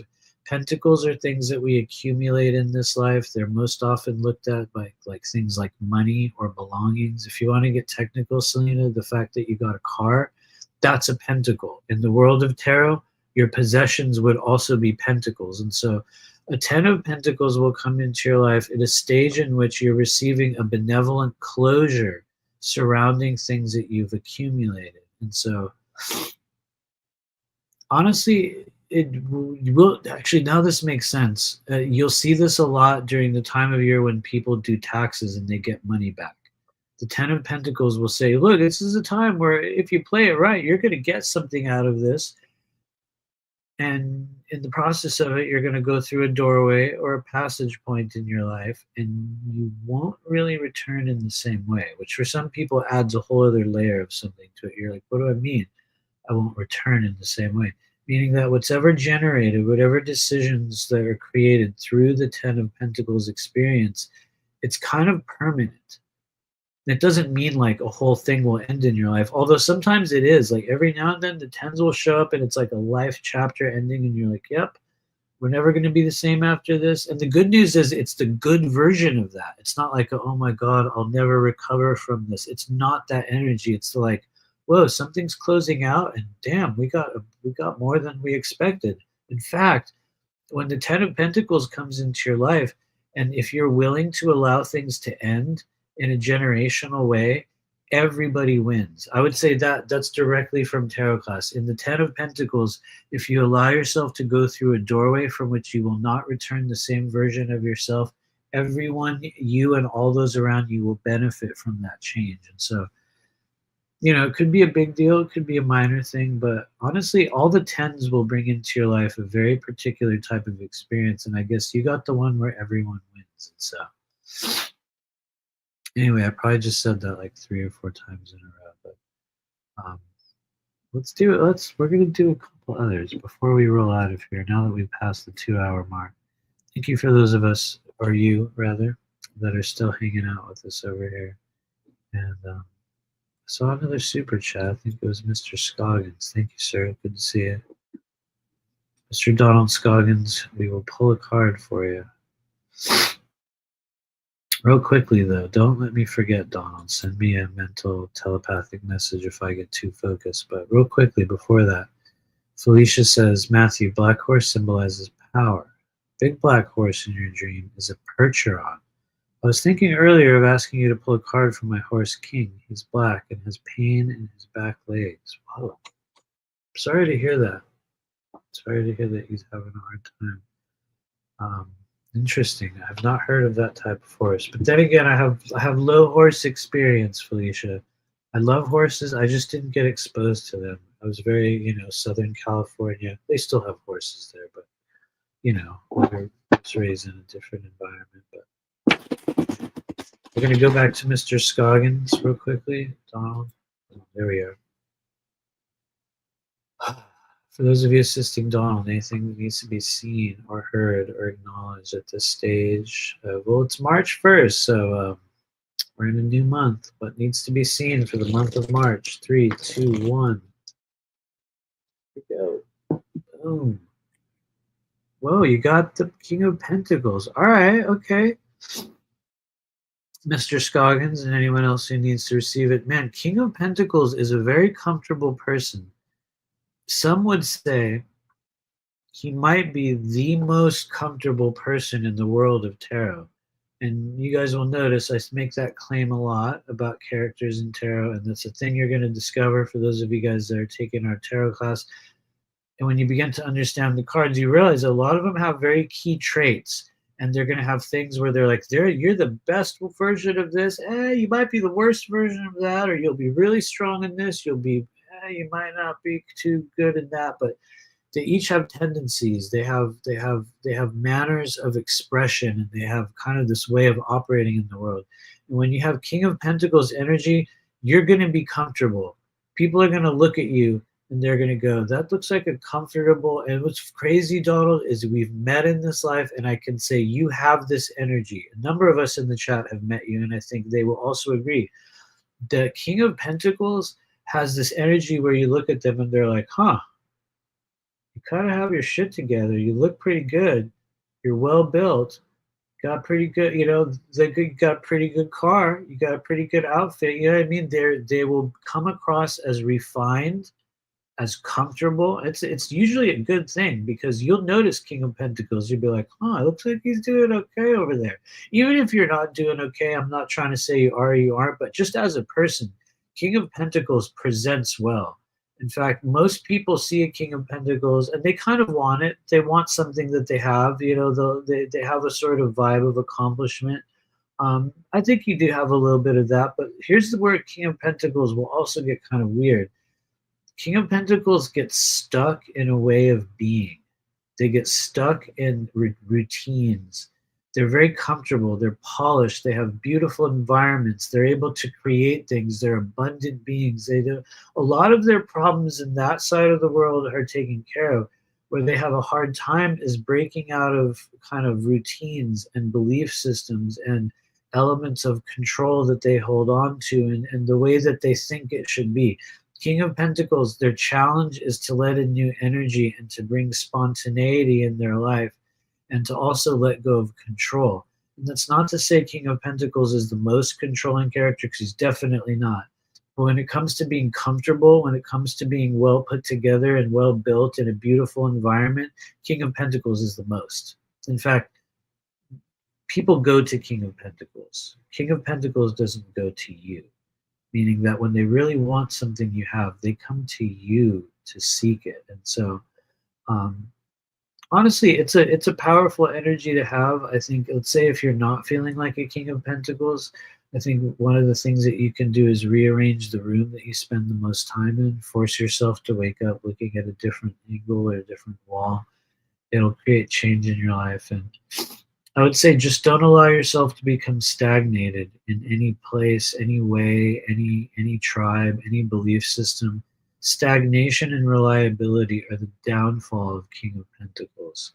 And so keep burning for something. Don't stay in the same place too long. And anyway, because I know a little bit about you, Donald, I think you embody a more active version of King of Pentacles, because I know you get around to a lot of places and you do some traveling.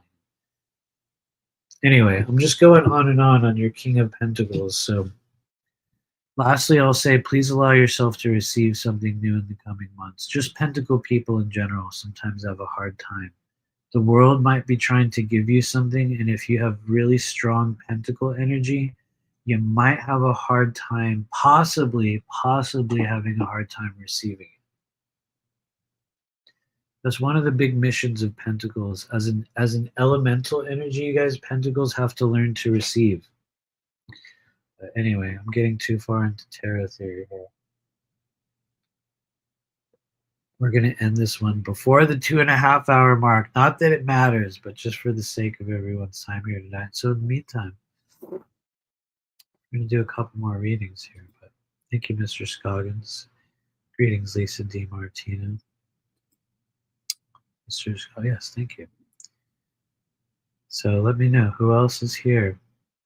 We're going to do, I don't know, I think we have time for a couple more readings.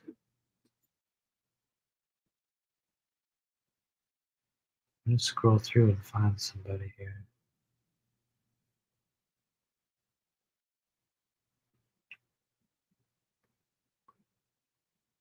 Thanks for hanging out with us, you guys. Let us know if you have any other questions before we roll on out the door. Boom. Yeah, it keeps on coming back to you. Harmony, you too. Boom. Harmony is you too. We're going to do it. We're going to pull a card for you. The more I scroll through the chat, I come back down to the bottom, and boom, there you are. So here we go. Let's pull a card for Harmony is you too.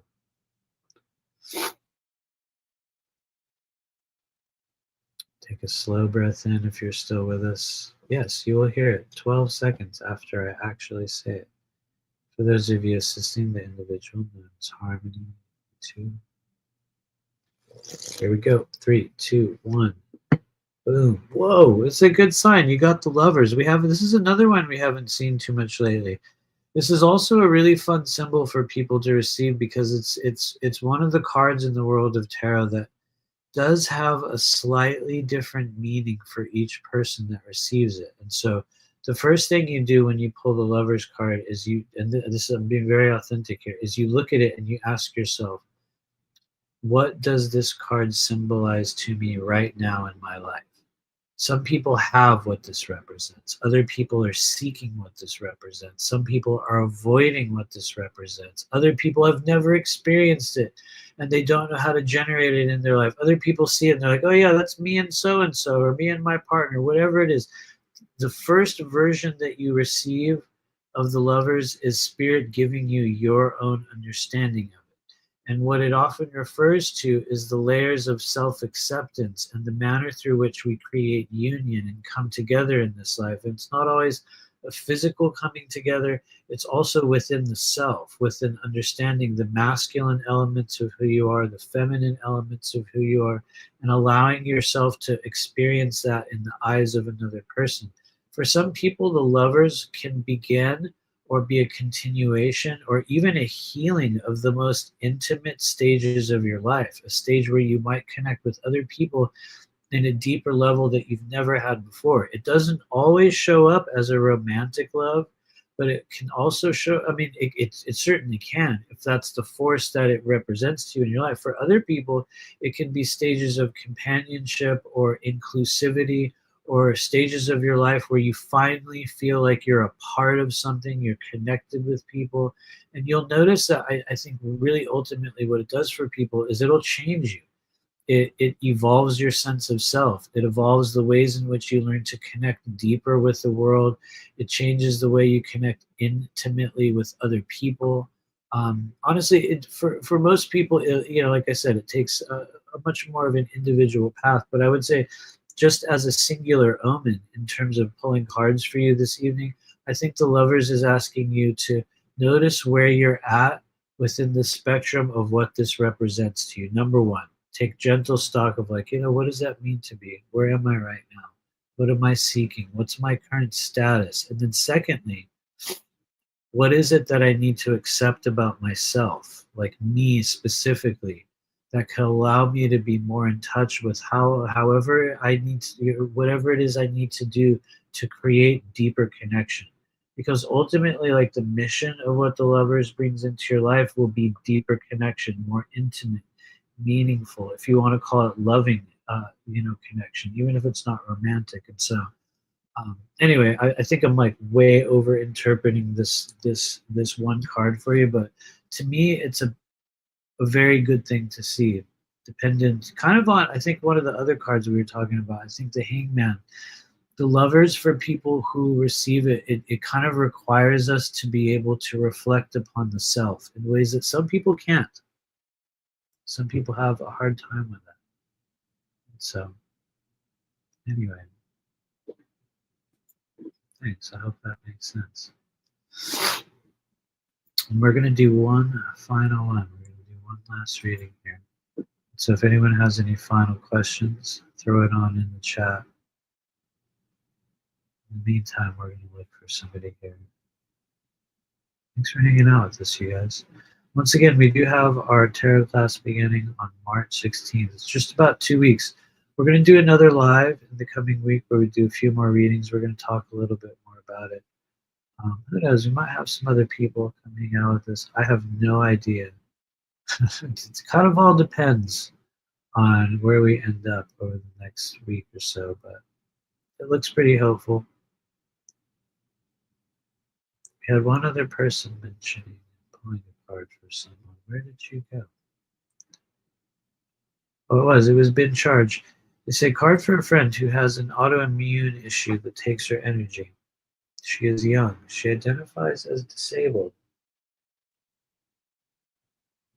and feels always will be. Any way to expect healing for her? I will start by saying what you may discover is that many people that pick up or experience strange stages of autoimmune symptoms in this life, in many cases, those are what we call empath diseases. And I think it's very common that people that have great difficulty in that area, for those that are willing to begin reframing their experiences, they will find a certain type of strength and a very, very particular intuitive ability. Oftentimes, people that get crazy autoimmune stuff are the most highly attuned, intuitive people, and their energy fields are completely open. It's cool on one hand because it means if you're able to kind of detox the body and really, clear trauma and just drain out all the energies that you've absorbed from people, people can, in many cases, return and just come into whole new stages of health. But for other people, it's usually a battle that you have to contend with for most of your life, because for a lot of people, it just means that you're picking up and absorbing so much more energy than everyone else. And it's very, very common that people will, have this long-running autoimmune thing. It'll cause them to feel completely disabled. And anyway, I'm kind of just, repeating myself on that, but it's very common for highly intuitive people. So I don't know, maybe introduce that subject with your friend and see how she feels. I'll pull a card for her though. In 3, 2, 1. What? It's back? It's the devil. I always pull another card whenever we do duplicates in these, so I'm going to pull another one. But I'm going to start by once again mentioning, especially through the context of what you're asking about your friend. And this doesn't place blame on the individual. What it does is it says that if we're looking for causative factors, part of what's happening with a person will have to do with their own belief systems and what it is that they've brought into their life. It doesn't say the responsibility and everything that's happening is it's all you just doing it to yourself, because it's a lot broader than that. But when we look at like overall energies that are with us and the devil comes out, it's nearly always having to do with some element of negative self-talk, a belief system that we're holding on to, a faulty expectation, something that we'll hold on to as being true that's not true. And so that's one piece of it, but just for the sake of, lack of duplication, or to avoid unneeded duplication, we'll do another card. Boom. And in that case, you got an 8 of Pentacles, which, I guess it's a can of worms that we're opening here in this random YouTube tarot moment, but we haven't seen any other 8s to know. No, we saw 8 of Swords earlier, but when the 8 of Pentacles comes into your life, this is part of a cycle that people go through again and again and again. And here's the thing. It's a real thing. This is straight out of tarot class. No one will ever look at an 8 of Pentacles and say, you're fake. That's not real. It won't happen because they're not fake. It's an experience, a process, and ultimately, this is where it gets weird. Get ready. It's a thing that we're creating over and over and over again. doesn't mean that it's like all our fault that we did something to ourselves. It's just the literal energy of Eight of Pentacles is a cycle of creation that we engage in over and over and over again. It can make you strong. It can also trap you in a cycle of just doing the same thing again and again, expecting different results. And so remedies for that often include change of location, putting the self out there in a different way, um, connecting with people in just new ways, like breaking routines. Remember, pentacles are incredibly reliant upon their routines. They'll strengthen them and they'll also ruin them. And so Eight of Pentacles needs to venture out into the world in a much greater level, and that's where things begin to change. They realize that the weaknesses they perceived are actually strengths later on. And so I would say, yes, there's absolute healing available for this person. They may need to really begin to come to terms with their belief systems and how much they allow their sickness to be what we would call a personality trait. I'm not defining anyone as being within that, but it's very common in our day and age that people will pick up some sort of a syndrome. And I'm not going to place this upon anyone, but you guys will see it. It becomes a personality trait. Literally, it becomes like, it's not a thing that I have, it's who I am. And I think you just be mindful of that. You guys will see that with some people. We all maybe do it in some way, but anyway, take it all with a grain of salt. Your body will recognize what's true, and feel free to reject it if it's not. Because, like I say, like when you're doing this work professionally, it's very different when you're connecting with a person in a private session or in a private reading. There's much more what I would call concentrated, much clearer energy.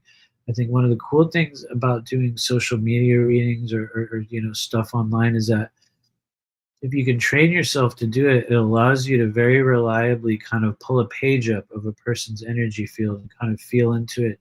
And in many cases, you can get a remarkably accurate snapshot of something that's going on in a person's life. But I have to be real, in many cases, it's literally a snapshot. And I think that's where it kind of like sometimes will be failed by, really quick one card online readings, is because it's just meant to be that moment in time.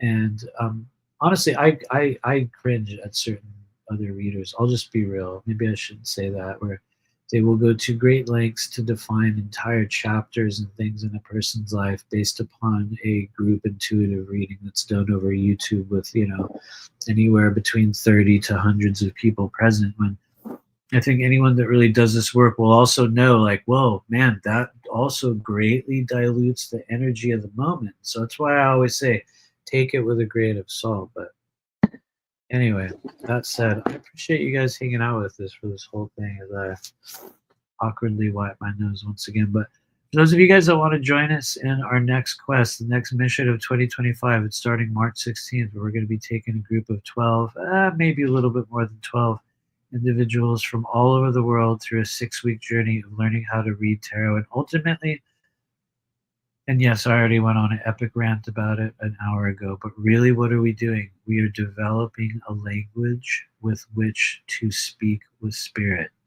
It is the second gateway of true intuitive activation, the one in which we begin to move and communicate with the unseen hidden forces in our world in a very, very different manner. And if you've been hanging out here on this live stream, I can nearly guarantee you're one of those people that has a natural talent in it. So if you feel guided, join us in the coming weeks. Thank you, White Swan, for posting that. But yeah, we got 4 spots left. And so I look forward to seeing who will be here with us. And you guys will see us again probably, honestly, probably in a few days. We have a lot of things to talk about over the coming week. In the meantime, I do want to say thank you once again to those of you guys that reached out during our Strange Little Fire experience. Yeah, that was a couple hours ago when I was talking about that, but we definitely made it out on the other side. It's not quite over, but I guess it's certainly one of those, like you will learn or train yourself to find the blessing on the other side of hopefully most of the traumatic experience. And so anyway, we didn't really lose too much. Anyway, thank you to those of you rather who reached out through support and even the little bit of money that people donated, it was very well received. So thank you to everyone for your support. In the meantime, you can hit the like button before you go. It'll aid me greatly. Leave a comment below on this video if you want to help our algorithm, and leave a sacrifice for the AI Archon algorithmic gods. And who knows, maybe one of these days will be a recommended video in your YouTube main page. In the meantime, thanks for hanging out with us. You can find us at rememberyourmission.com, and we'll see you guys in the coming week. In the meantime, stay out of trouble. Boom.